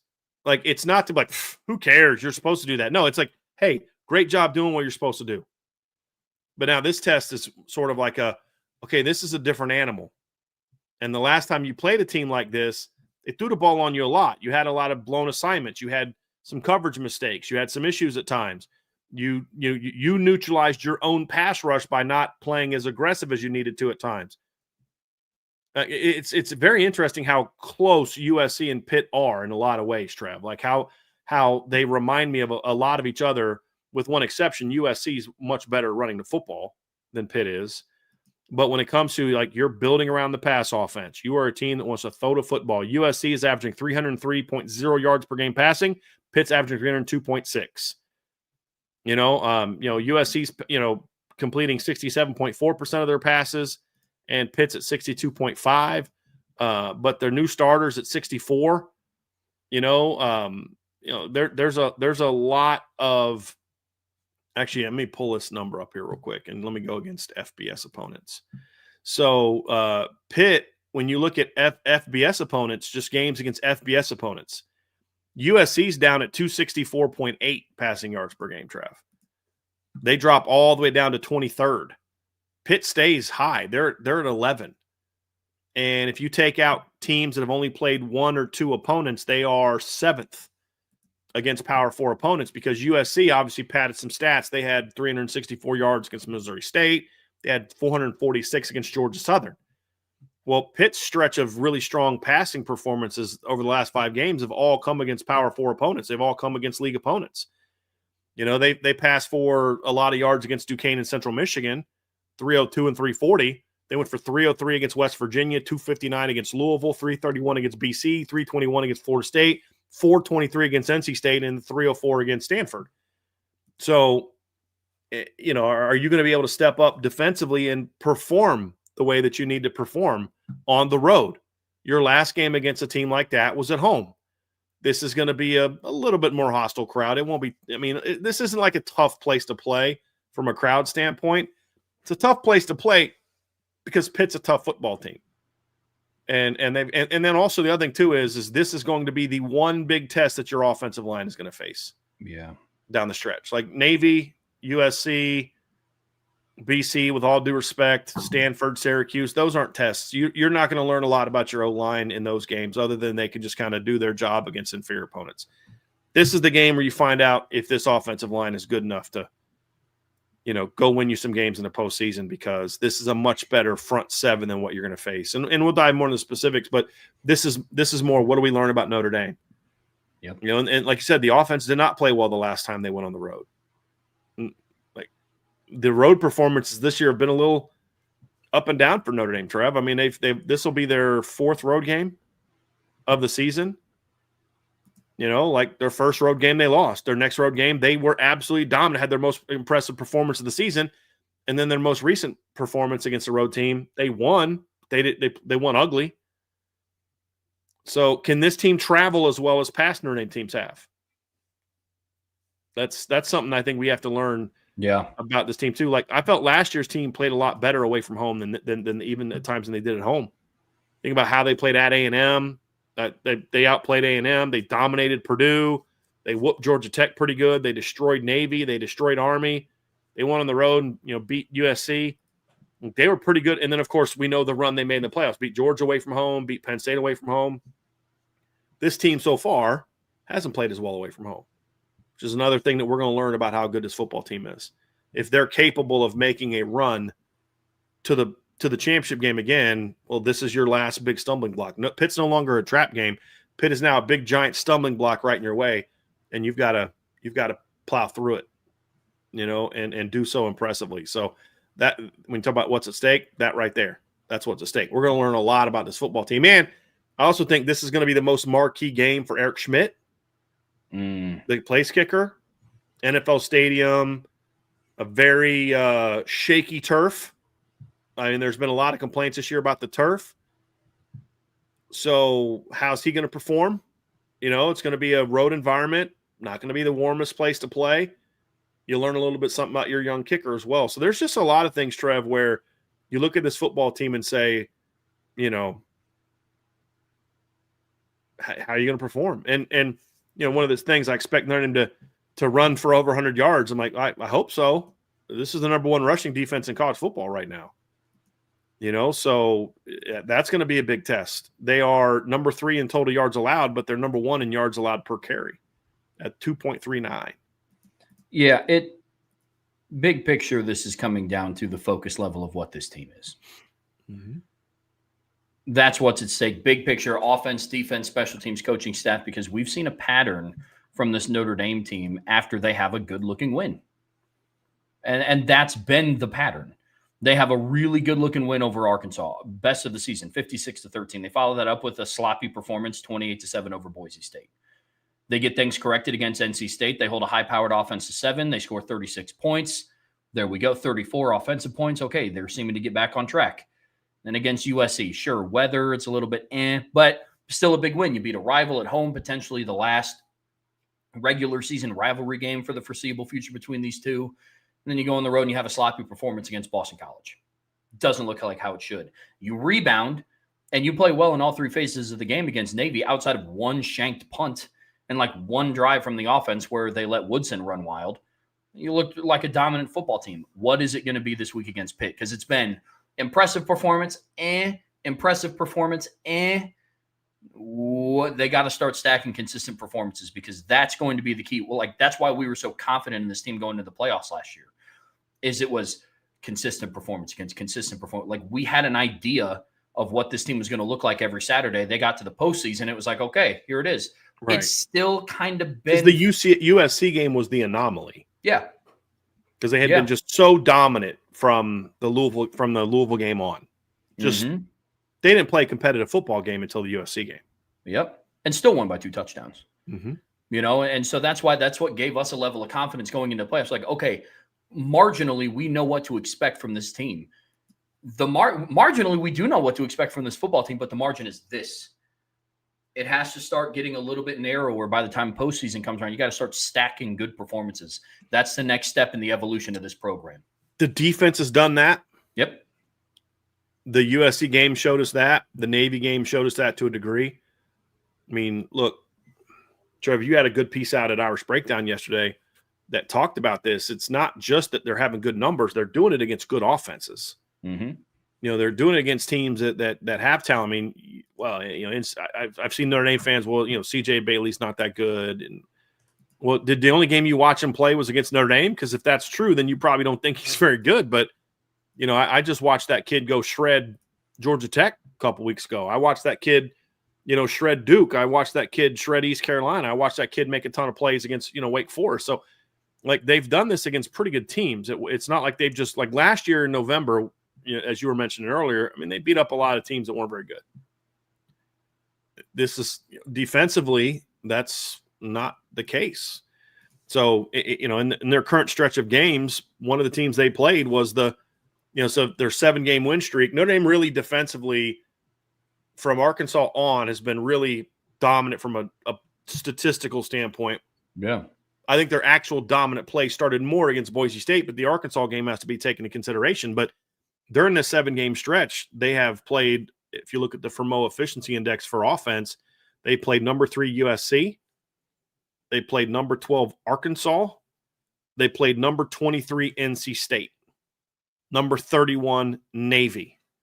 So, like, they've played some good football teams during that stretch as well. Not just good football teams, but good offensive football teams during that stretch as well. So, I'm trying to see where's NC State ranked. Let me find NC State. Oh, yeah, I said 23rd. So, yeah, I mean, they've had to play good football teams, good offensive football teams, and they've been able to thrive. Now, can the offense start to match some of that consistency? That's, like you said, that's the big question. Defense is more, don't have a letdown game. Yep. Keep doing what you're doing against a much different look than what you've seen the last couple of weeks. Yep. Offensively, it's like, okay, who are you? Mm-hmm. Are you the team we saw against Navy, Arkansas, Purdue, second half of NC State, A&M? Or are you the offense we saw against Miami, the offense we saw the first half against Boise and NC State, the offense we saw against Boston College? Who are you? So I think those are all things that we're learning. I'm at the point now where it's funny how it's flipped. It hasn't flipped. Being a season, we're like, I don't know if this defense can stop anyone. I mean, they gave up 30 points to Purdue. And that was probably their best defensive performance of the season up to that point in time, as far as how they played. Yeah. And now you're like, okay, I'm pretty confident. Like, we know what this is going to be. Where at the time, the offense was just moving the ball on everybody. I mean, they were just shredding people. It's a little bit reversed now. Now the offense is like, scuffling a little bit, but they're still moving the ball, Trevor. It hasn't been like nobody's shut the offense down. The offense is just sloppy. Like, I can't point to a game in the 7-game stretch where I'm like, boy, that defense, they really took it to the Notre Dame offense. No, I mean, despite some of their struggles, finish it. That's why we've been preaching finishing. Because it's better. Notre Dame ranks 3rd in the country in yards per play on offense. It's not their ability to move the ball from 20 to 20. It's what happens inside of the 20 has been the most frustrating thing. And guess what? When they're effective inside of the 20, you beat teams 56-13 and 49-10. When you don't, you're beating teams 28-7. You're beating teams 25-10. But moving the ball in any of those games has not been the issue. But I'll say this. This has been a second half team. I told you this stat before we got going on today's show. In the second half of games from Arkansas to Navy, Notre Dame has outscored their opponents 115-14. Second half team, baby. I mean, that is impressive. But if you would have told me that after Purdue, Notre Dame going into the Pitt game, knowing what their schedule was, knowing they had to play Arkansas, knowing they had to play NC State, knowing they had to play USC, if after Purdue you would have told me that this defense ranks number 17 in the country in points per game, I would have just laughed at you. Not during the stretch. overall. Trev, I'm going to push back on that. I'm going to say if you'd have told me that at halftime of the Arkansas game. Yeah. Because they ran for over 100 yards on Notre Dame in the first half. Yeah. It's just their defense couldn't stop the Notre Dame offense. If you'd have told me then, like you said, that at this point in time in the season going into Pitt, that we're more confident that the defense is going to play at a high level than we are the offense going to play at a high level, I'd be like, there's like half the defense out. Offense man. out. Like, is CJ Carr out? Is Jeremiah hurt? Is Malachi Fields holding out for a bigger contract? Is Eli Raridan staying at home to be with his wife? He's on his honeymoon. like Anthony Knapp's like, you know what? Screw it. I don't feel like playing today. What would have happened to make me think that? But that's kind of where we are. But even then, Trevor, the offense moves the ball. I mean, in their last 8 games, so since Miami, they've gone for 429, 535, 641, 389, 485, 442, 458, and 502. The game they went for 389 against Boise, they averaged 7.2 yards per play. They only had 54 snaps. Yep. They went for 7.2 yards per play. They've gone over 8 yards per play 4 times this year. They've gone over 6 in every game except Miami.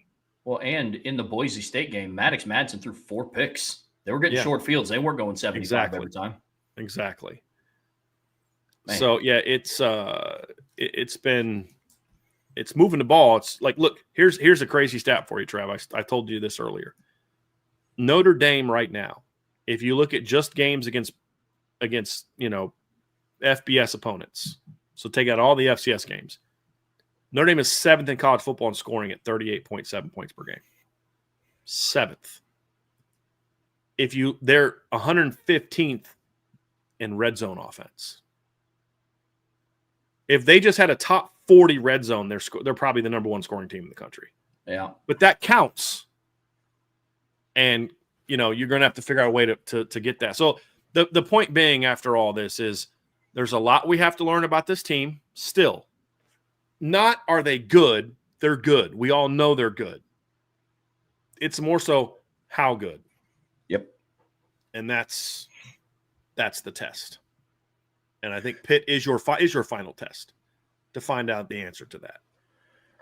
Folks, that's going to do it for part 2 of today's show here on the Irish Breakdown Podcast. Don't go anywhere. We're getting ready in the final part of today's show. Take a big picture preview look into the Pittsburgh Panthers. But before we get there, make sure you hit that like button. Make sure you subscribe to this channel, whatever streaming platform you listen to us on. We would greatly appreciate a 5-star review. But as always, the best way to support what we do here is subscribe to the premium message boards at boards.irishbreakdown.com. All right, Brian, in the final part of today's show here on the Irish Breakdown Podcast, brought to you by our friends over at FanDuel, we're going to be talking about the Pittsburgh Panthers, Notre Dame's 10th opponent of the regular season and likely their final ranked opponent of the regular season. Pitt enters this matchup at 7-2. For jumping in the top. No, I was being a little nice of likely this will be their final ranked opponent of the regular season. But this is a team, Brian, that you and I were both pretty high on coming into the season because of what they did last year. The biggest question with this team was, what is this Pitt team going to be in 2024? They started out 7-0. They were undefeated. And then after some injuries, the wheels fell off. They lost 6 straight games. They ended 7-6. You fast forward to this season, and it's kind of the opposite. They start out 2-2. Eli Holstein, the quarterback that I was really high on, he didn't end up panning out. His stats didn't look as bad, but you see how it was in games, and it was just really inconsistent. They make the quarterback switch to Mason Heinschel, and they're now on a 5-game win streak. They're looking to extend that to 6, despite some comments from their head coach. This is a really big matchup that's going to be happening inside of Acrisure Stadium. So, Brian, when you look at this Pitt team, like I said, the expectations of that, especially from us, like we were higher on them. We said that this was probably going to be their toughest opponent in the home stretch, especially in November. What is your overall outlook on this team? How have they kind of met the expectations up to this point of what you thought this team would be? They've been a little banged up this year too, but this year they're overcoming it. Desmond Reed, who we both had on our all-opponent team, has been banged up all year. He hasn't had the consistent impact that we thought he would have. He's had an impact when he's healthy, but he just hasn't been healthy. He's only got 266 rushing yards right now. Last year he had almost 1,000 in 11 games. He's at 266 right now. Does have over 200 passing yards or receiving yards as well. He's got a punt return for a touchdown this season, but he's only played in 6 games, 6 of their 9 games. And then even in some of the games that he played in, he wasn't 100%. And then he didn't play against Stanford, which my understanding is that was more precautionary than anything because they had a bye week coming up and he just been a little banged up. He's going to be more fresh than he's been. And one thing that we talked about this offseason was this is one of the more underrated receiving corps in college football. And that unit's been able to stay healthy. But, defensively, they've had some injuries. Biles has been hurt. Kyle Lewis has been banged up. So they haven't been healthy either. But I think a big part of it was having the courage to say, hey, we're going to have to make a tough decision. And look, we're going to have to look, Cade Bell came in last year as the offensive coordinator. Him and Eli Holstein did some really good things together. And that team was really good before he got hurt. Put up a lot of yards, threw for a lot of yards. And then you come out this year, and like you said, he was putting up numbers, but it was a lot of hollow numbers. It wasn't, you watch the play and you're like, there's something missing. And look, it's very similar to the comments that you and I were making, Trev, after watching Penn State early in the season. You and I were talking like, dude, I don't know what it is, man, but there's just something doesn't look right with that team. I mean, Holstein threw for over 300 yards against Central Michigan, over 300 yards against West Virginia. Like you said, just something didn't look right. The offense just wasn't really clicking. Even the Duquesne game where they scored 61 points, they just out-athleted Duquesne and just had some big plays and just overwhelmed their defense. But they had the courage to say, even after all the things that they had done last year, they had the courage to say, we're going to make a change. And part of it was, Holstein getting a little bit banged up, but his struggles just really kind of said, okay, it's time to make a change. So they put Mason Houtsell in a game against Boston College, and he goes off, plays great. They blow Boston College out, a game they desperately needed. They were 2-2 coming off back-to-back losses. They lost to Louisville at home. They lost at West Virginia, who's not very good. And then they go on the road, and at the time, I believe that was a ranked Florida State team, and beat Florida State. And in a game where, honestly, I think they really they outplayed Florida State. Yeah, Florida State was ranked 25th going into that game. And I just really felt like Pitt was the better team. I mean, even when Florida State went up a couple times, you just felt like they can't stop Pitt's offense. And then fourth quarter, you're going to the fourth quarter, Trev, and Florida State's got a 24-21 lead, and Pitt scores the next 13 points to go up 34-24. And Florida State scored with less than 2 minutes left. So it's just one of those things where you're like, okay, this team has got a little bit of something to it, like playing clutch down the stretch, and then they go out. Their next couple games are against, teams that you're saying, okay, well, how's the Syracuse team going to be without Steve Angeli? Not good.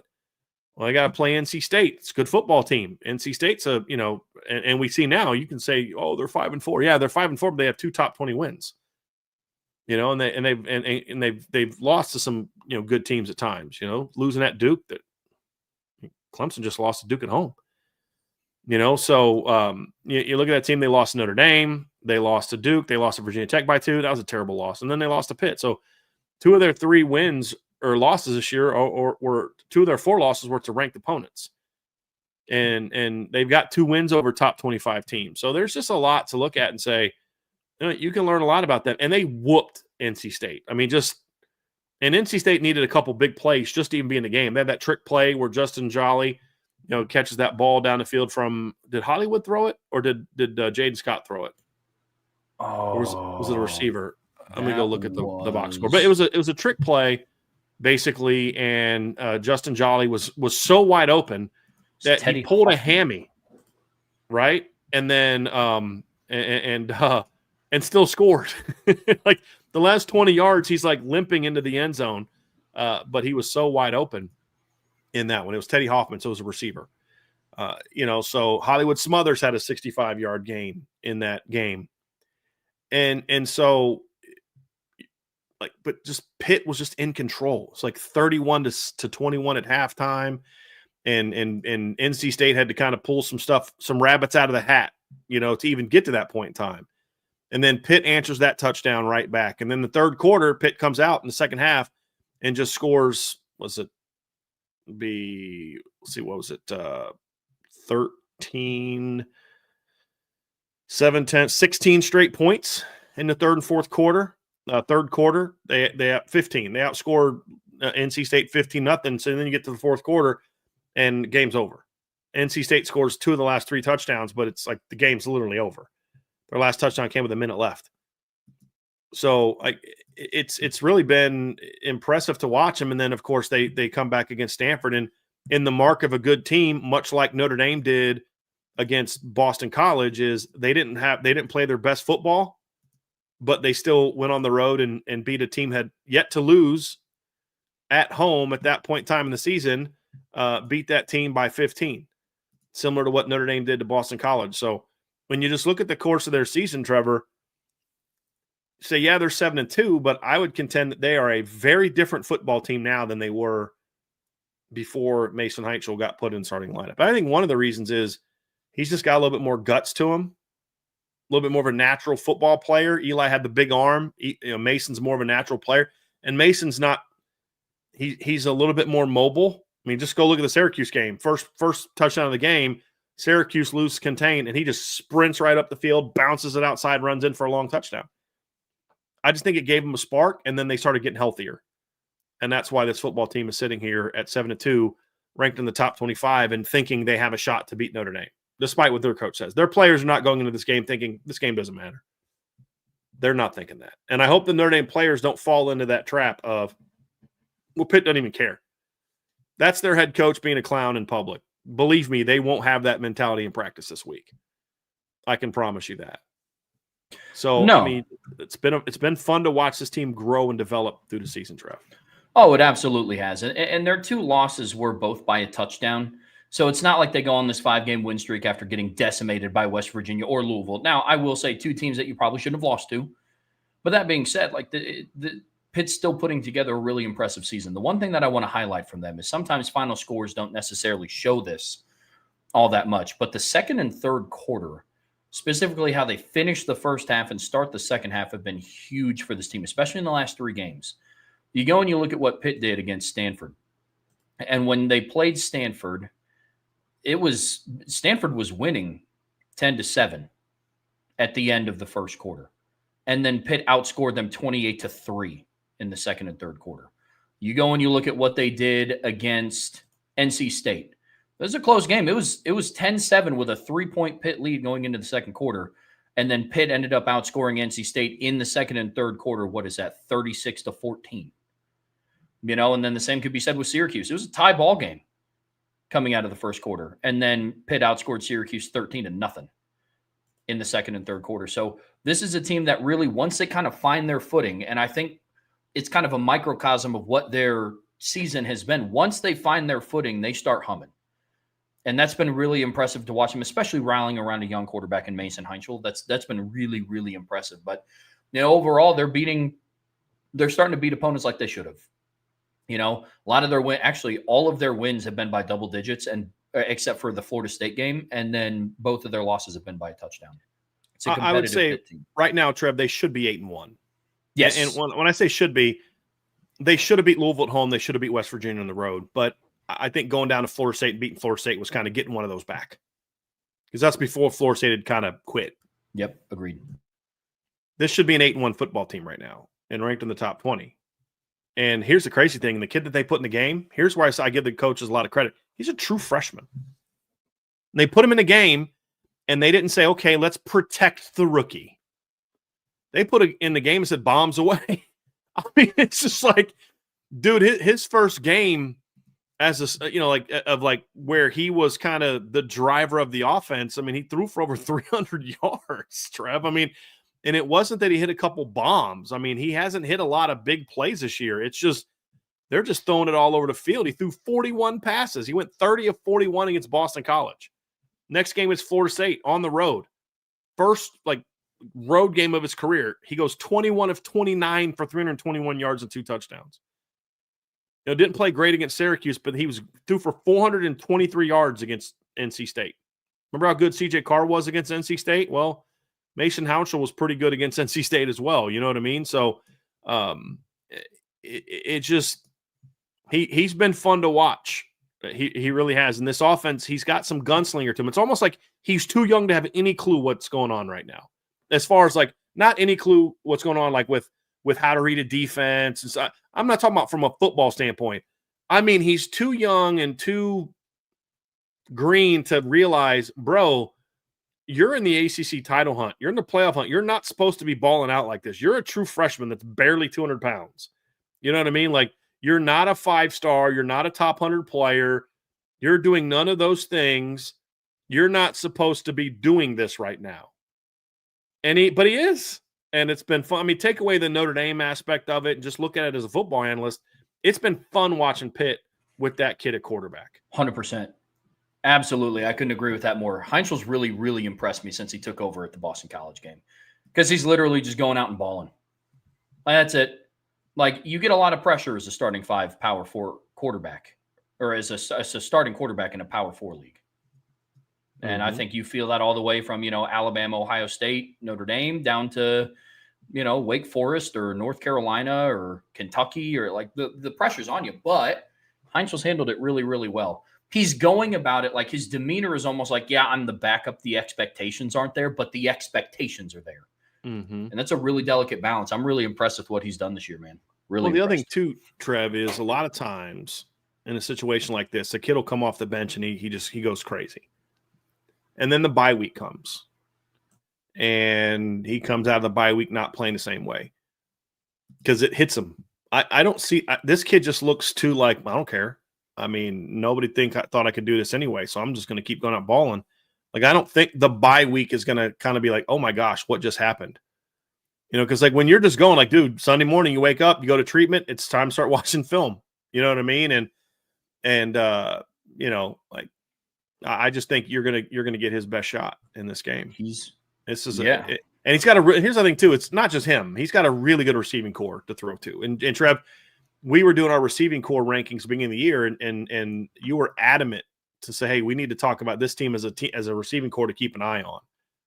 And they have certainly met expectations this season. Kenny Johnson, Raphael Poppy Williams, Katarius Blue Hicks. They got some great names, right? Raphael Poppy Williams, Katarius Blue Hicks. It's like the old Key and Peele skit. You know what I mean? Beezer 12 washing beard. You know what I mean? Like our guy. So it's like, I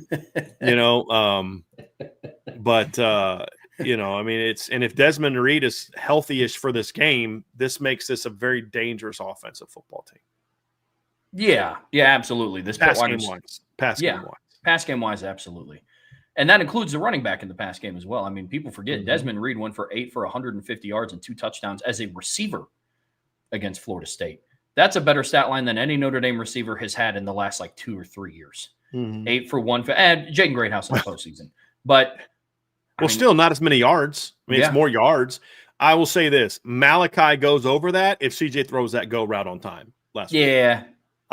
Because that's a 50-plus yard bomb.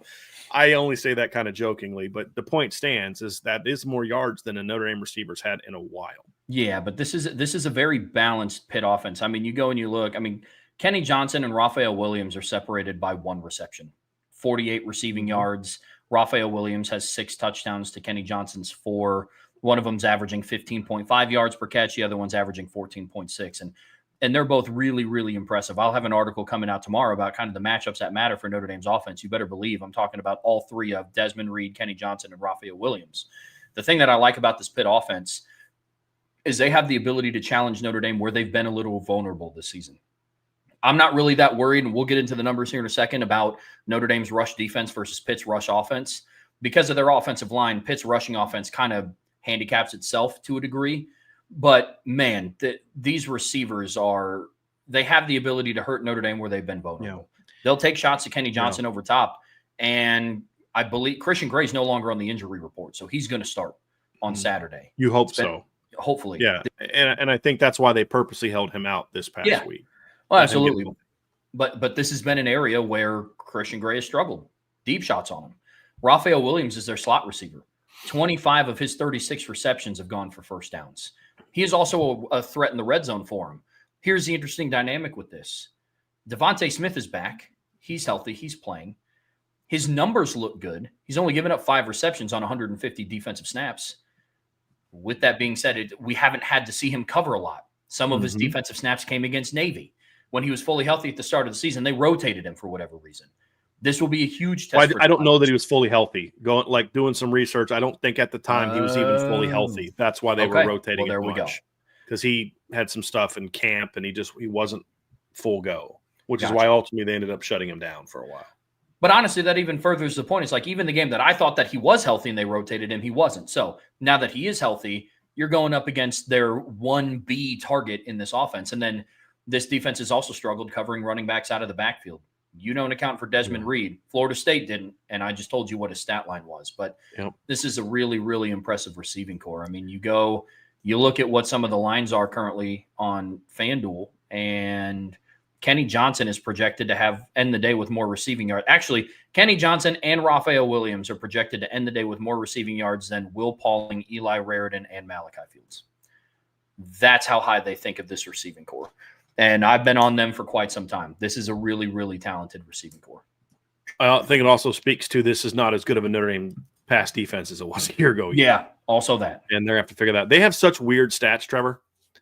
I mean, I don't know that I've seen a team ranked 6th in scoring that also ranked in the hundreds in rushing yards per play, tackles for loss allowed, sacks allowed, third down offense, and they're 98th in red zone touchdown offense, 129th in interceptions. Actually, that's a wrong stat. I don't think they haven't thrown 12 picks this year, have they? Did Holstein really throw? Wow, he really threw 6 picks. Oh boy. Okay. I was like, wait a minute, that doesn't make sense. Yeah, 129th in interceptions. And look, Heinzel's been very good. He's thrown 5 picks in 5 starts. He's had 2 games with over 2 interceptions, including his most recent game. So, like, there are some things they're going to take advantage of. But then there's the, most completions of 30 yards or more, 17. 22nd in the country in 30-plus yard plays. 15th in fourth down percentage. They're perfect. They're 100% since Heinzel's been in the game. 11th in passing yards, 17th in yards per completion, 27th in yards per attempt. I mean, there's a lot of good stats in there, Trev. Then you're like, okay, that's why they're winning. There's some areas that look good for Notre Dame, but Cade Bell's a young, I shouldn't say young, but he's a up and coming. She is young. He's 32, but he's a young coach that people need to watch for. He came from Western Carolina to Pitt. He'd been at the 1AA and Division II level his whole career. So he's doing some things the last couple of years with the pass game. He's a guy to keep an eye on for Pitt. And it's funny though, with Pat Narduzzi's best years have always ever come when they throw the ball a lot. Like, I don't think that's necessarily what he wants. That's why him and Mark Whipple used to beef all the time. But, you think about the teams with, what was it, Kenny, Nathan Peterman, right? When they beat Clemson, they threw the ball a decent amount. Kenny Pickett, they threw the ball a lot. And then now the last 2 years. But somebody in the chat, and let me see what Andrew Gilmore made this point too, because we are kind of previewing Pitt a little bit. I think these next 3 games are going to really define. This may seem hyperbolic, but I don't believe that it is. It's really going to define Pat Narduzzi's career. And here's why I say that, Trev, because you're sitting here at 7-2 in a very similar situation to where you were last year when they were 6-2 at one point in time. They started the season 7-0. They were 7-0. Yeah. And you'd lost 2 games in a row. You'd lost to SMU, ended up being a playoff team. You had a close loss to Virginia. And then you have a really close last-second walk-off loss to Clemson, and that team collapsed. Well, here they are again, 7-2, playing a top 25 team at home, down to the wire, is what they're going to try to do. You've got to finish better, in my opinion. I'm curious, and maybe Pitt will be fine with this, but he's been pretty much a 500 coach most of his career, with the exception of 2 years, 21 and 22. 21, obviously, with the year, Kenny Pickett year. But other than that, his first year was 2015, 8-5, 8-5, 5-7, 7-7, 8-5, 6-5. Then you had the 2 good years, 11-3, 9-4. and then 3-9, 7-6, and now you're 7-2. You're ranked in the top 25. Can you finish better? And for them, it obviously starts this week against Notre Dame, but it's one thing to be 7-6. It's another thing to have back-to-back collapses down the stretch where your team jumps into the top 25 and then you absolutely collapse, because they got all the way up to number 18 last year, Trev. And then, they were even ranked after their first loss. So, finishing is a great point. I mean, you go and you look at the best year that they had was 2021 under Pat Narduzzi. They ended the season with 5 straight wins until they got to bowl season. They played Michigan State in a New Year's Six Bowl, and they lost by 10 to Michigan State, who was the 10th ranked team in the country at the time. In 2021, I believe that was the team with Kenneth Walker. That was Kenny Walker year, yeah. Okay. That was the year that got Mel Tucker all that money. Yeah, and then even in 2022, they go into this final stretch of games. They ripped off their final 5 wins. They finished 9-4, but they were 8-4 at the end of the regular season. Going into November, they already had all 4 of their losses. Lost to North Carolina on the road, Louisville on the road, Georgia Tech at home, and then Tennessee in overtime. And so finishing is an absolute huge proponent. And then you look at what they did last year, to your point, they finished horribly. I'm with you. This is really going to define. By the way, that 2021 team that lost 3 games, their 3 losses were combined 18 points, 10 points in the bowl game, and then their 2 regular season losses were by 4 points. But it's kind of like, how will they really tolerate a second straight collapse? On the flip side, if you can win 2 of your final 3 and go 9-3 in a year where you had to play West Virginia on the road, you had to play Louisville, you had to play Florida State on the road, Georgia Tech on the road, Miami at home, Notre Dame at home, NC State at home, and you can go 9-3, 10-2, 9-3. I think all of a sudden Pat Narduzzi's like, hey, look, I can really build this thing. Give us more support. Give us more NIL money. Let us really go build this thing up. And I think that could be something that could really give him sort of a little bit of a second wind, so to speak, as he looks to get this program to be a perennial top half of the ACC program.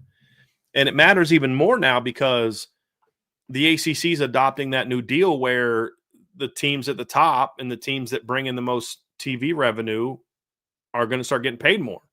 So the better you finish, the more you get paid as part of the TV deal. I don't know if that starts this year, next year, like when that starts, but like that's going to be a part of it too. So timing is important.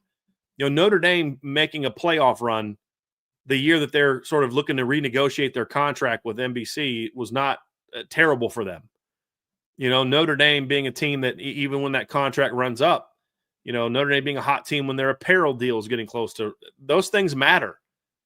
And that's kind of where Pitt is as a program. And right now it's fueled by their offense, which is very interesting. Now, if there was a weakness on the offense, which is almost like blasphemous if you're my age and Pitt, it's just crazy to say this, their offensive line has been a problem. It has definitely been a problem. And you look at it, 104th in rushing, 112th in rushing yards per game, 100th in tackles for loss allowed. They are 120th in sacks allowed, and it hasn't gotten better with Heinzel really in the game. Like Holstein's a lot more mobile, but since Heinzel stepped in the starting lineup, they give up 2 sacks to BC, who has no pass rush, 5 sacks to Florida State, 7 sacks to Syracuse, none from NC State, and then 2 from Stanford last week, who also doesn't have a very good pass rush. So Syracuse had 13 tackles for loss. Every team that they've played in the last 4 weeks has had at least 4 tackles for loss against them. Florida State had 8. Their offensive line's been their issue. The other thing is defensively, Trev, they just haven't been able to stay healthy, and they've been very inconsistent in the pass game. Their run defense, as you expect from a Pat Narduzzi run defense, their run defense has been very, very good. But as they've gotten healthier down the stretch, they've put up better numbers. Now, the question that I have, is that due to them playing bad teams, or is that due to them improving? Because if you look at their last 5 games, they held BC to 216, they held Syracuse to 212, they held Stanford to 326, including minus 10 rushing yards. Those teams aren't any good, though. In between there, Florida State went for 415 yards, and NC State went for 445. Now, having said that, that 415 against Florida State, that's a big number, but 6.6 yards per play. But Florida State's averaging 493 yards per game and 6.9 yards per play. So, I mean, that offense has still been pretty good and been able to put up points and move the football. So that's the question is, are they improving, or do they just beat up inferior teams? And if you're Notre Dame, you hope that they're beating up on inferior teams because you're not an inferior team. But Pitt is finally starting to get a little bit healthier on defense. But even as they've been banged up, Trev, their run defense has been outstanding, in a big part because they commit to it. They do a lot defensively, and we'll talk a lot more about this tomorrow, but their whole game plan is geared on, we're not going to let you run the football. And so they're great at stopping the run. The problem is that it has made them vulnerable to the pass game this year. I mean, if you look at the run game, Trev, Pitt's rush defense, they allowed 174 yards to West Virginia. They did that on 58 carries, only gave up 3 yards a carry. Florida State ran for $170, but that was on 40 carries. It's only 4.3 per carry. And then NC State's the only team that really ran on them. They had 161 yards on only 19 carries, 8.47 per carry. But 65 of that came on 1 carry from Hollywood Smothers. They ran okay, but not great after that because they were down big. And then they followed that up. That, I'd say, bad performance. In between that, Syracuse had 76 and Stanford had -10. Now, Stanford's not a very good rushing team, Trev, but -10 is a dominant performance. I don't care who you're playing. I mean, they rushed for 55 the week before against Miami. Ran for 132 in an upset win over Florida State. You held them to -10. They ran for 19 against BYU. You know what I'm saying? So that was a dominant performance, but that's what their whole defense is geared towards. So Notre Dame's going to have to find a way to run the ball, but also this is going to put a lot of pressure on C.J. Carr. He's going to have to step up, and that's what they want to do. They want to put a lot of pressure on your quarterbacks and say, hey, we're going to make your quarterback beat us, and they're super disruptive. They get after the quarterback a lot, 5th in the country in tackles for loss, 18th in sacks. They're going to try to heat you up and shut down your run game and get after you in the pass game. But that's who Pat Narduzzi's always been. I mean, that hasn't changed. How they do it is a little bit different, but they run a lot of quarters coverage still. Safeties get active in the run game, play the alleys, trying to jump some out cuts. Ricky Collins fell victim to that in the first game. I mean, against the Syracuse game. So it's going to be that part of it's going to be very interesting. They're great rush D against Notre Dame's rush offense, and then they're struggling pass D against Notre Dame's pass offense. It's going to be a very fascinating matchup that we'll dive into more tomorrow. But this number right down here is going to be the really interesting one right here, Trev. As bad as Notre Dame is in red zone offense, Pitt's even worse in red zone defense. So it's like something's got to give. You know what I mean? Something's got to give in this game. Hopefully it's the Pitt defense. So it's going to be this part is interesting. It's just funny that Pat Narduzzi's best teams are always fueled by offense. I just find that to be kind of hilarious. Yeah, I mean, when you go and you watch the film, it's real obvious. This defense will live and die by being ridiculously aggressive. And I think these numbers reflect that. They will sell out to stop the run, man. And it shows. They're 3rd in the country in rushing yards allowed per game and 1st in the country in yards per rush. What does that leave you susceptible to? Being 97th in the country in passing yards allowed. Being 61st in the country in yards per completion, 109th in the country in passing touchdowns. But you live and die by it, right? They're also 22nd in the country in interceptions generated and 32nd in the country in total turnovers generated. Why is there a lapse in the red zone? Because when you sell out to stop the run in the red zone, this team has been not necessarily exposed, but other opposing offenses with skilled talent have been able to take advantage of them down in the red zone. I'm talking about teams like Louisville, like Florida State, like NC State. When you're as aggressive as this Pitt defense is, it leaves you susceptible to some things. A lot of one-on-one matchups at multiple levels in their secondary. I mean, Brian, we're talking about a defense that Kyle Lewis, one of, if not their best linebacker, he's been targeted 37 times this year. 37. That is a lot. He's been targeted 37 times, allowed 26 receptions for 222 receiving yards. 191 of them came after the catch. They isolate their guys quite a bit. One of their safeties, Kavir Baines, he's been targeted 33 times, giving up 26 receptions. One of their cornerback, Rashad Battle's actually a pretty decent cornerback. He's also pretty long. He's been targeted 31 times, giving up 19 receptions. And then one of their other safeties, Javon McIntyre, targeted 29 times, giving up 22 receptions. So they will leave their players out on an island. It'll be up to Notre Dame and CJ Carr to take advantage of some of them. But you see literally in this one stat graphic the benefits of being extremely aggressive and the downsides of being extremely aggressive. Mm-hmm. And that's where Pitt is living at right now. Well, it's their DNA. So since 2019, Pitt has ranked 9th in tackles for loss per game, 2nd, 3rd, 19th, 21st, 4th, and 5th. So even the year where they were absolutely just garbage, that 23 season, they were terrible. They gave up over 27 points a game. They went 3-9. Notre Dame scored 58 on them. Virginia Tech scored 38. Carolina scored 41. Duke scored 30. They were terrible on defense. They still were 21st in college football in tackles for loss per game. So it's like that's who they are. Like the last time they haven't been ranked in the top 25 in tackles for loss per game was 2018. It's the last time that happened. So yeah, it's going to be a fascinating matchup. Fascinating matchup. And what schematic answers does Notre Dame have for that? How do they protect CJ Carr? How do they keep him upright? Trust me, we're gonna talk about that a lot this week. But I just thought that was this battle right here. You expect Pat Narduzzi, who made his name as Mark D'Antonio's defensive coordinator back when back when Michigan State had some elite secondaries and elite pass defenses, Trev. I still think of that 2013 team that secondary they had. Darqueze Dennard was on that. I think who was it? Troy Wayans was their other corner. I forget that. Let me go look that up. But he was that real tall kid. Let me see here. Michigan State 2013 football stats. But he was the architect of a lot of that. That 13-1 team they had. Pat Narduzzi was your defensive coordinator on that team. So yeah, it's Darqueze Dennard, and it was Trey Waynes. Okay. But even then, who the starting Mike linebacker was on that 2013 Michigan State team? Max Bulla. That's right. He had 10 tackles for loss. He was 3rd on that team in tackles for loss with 10. And he wasn't even close to number 1 or number 2 because Denikos Allen had 17 and Shalik Calhoun had 14.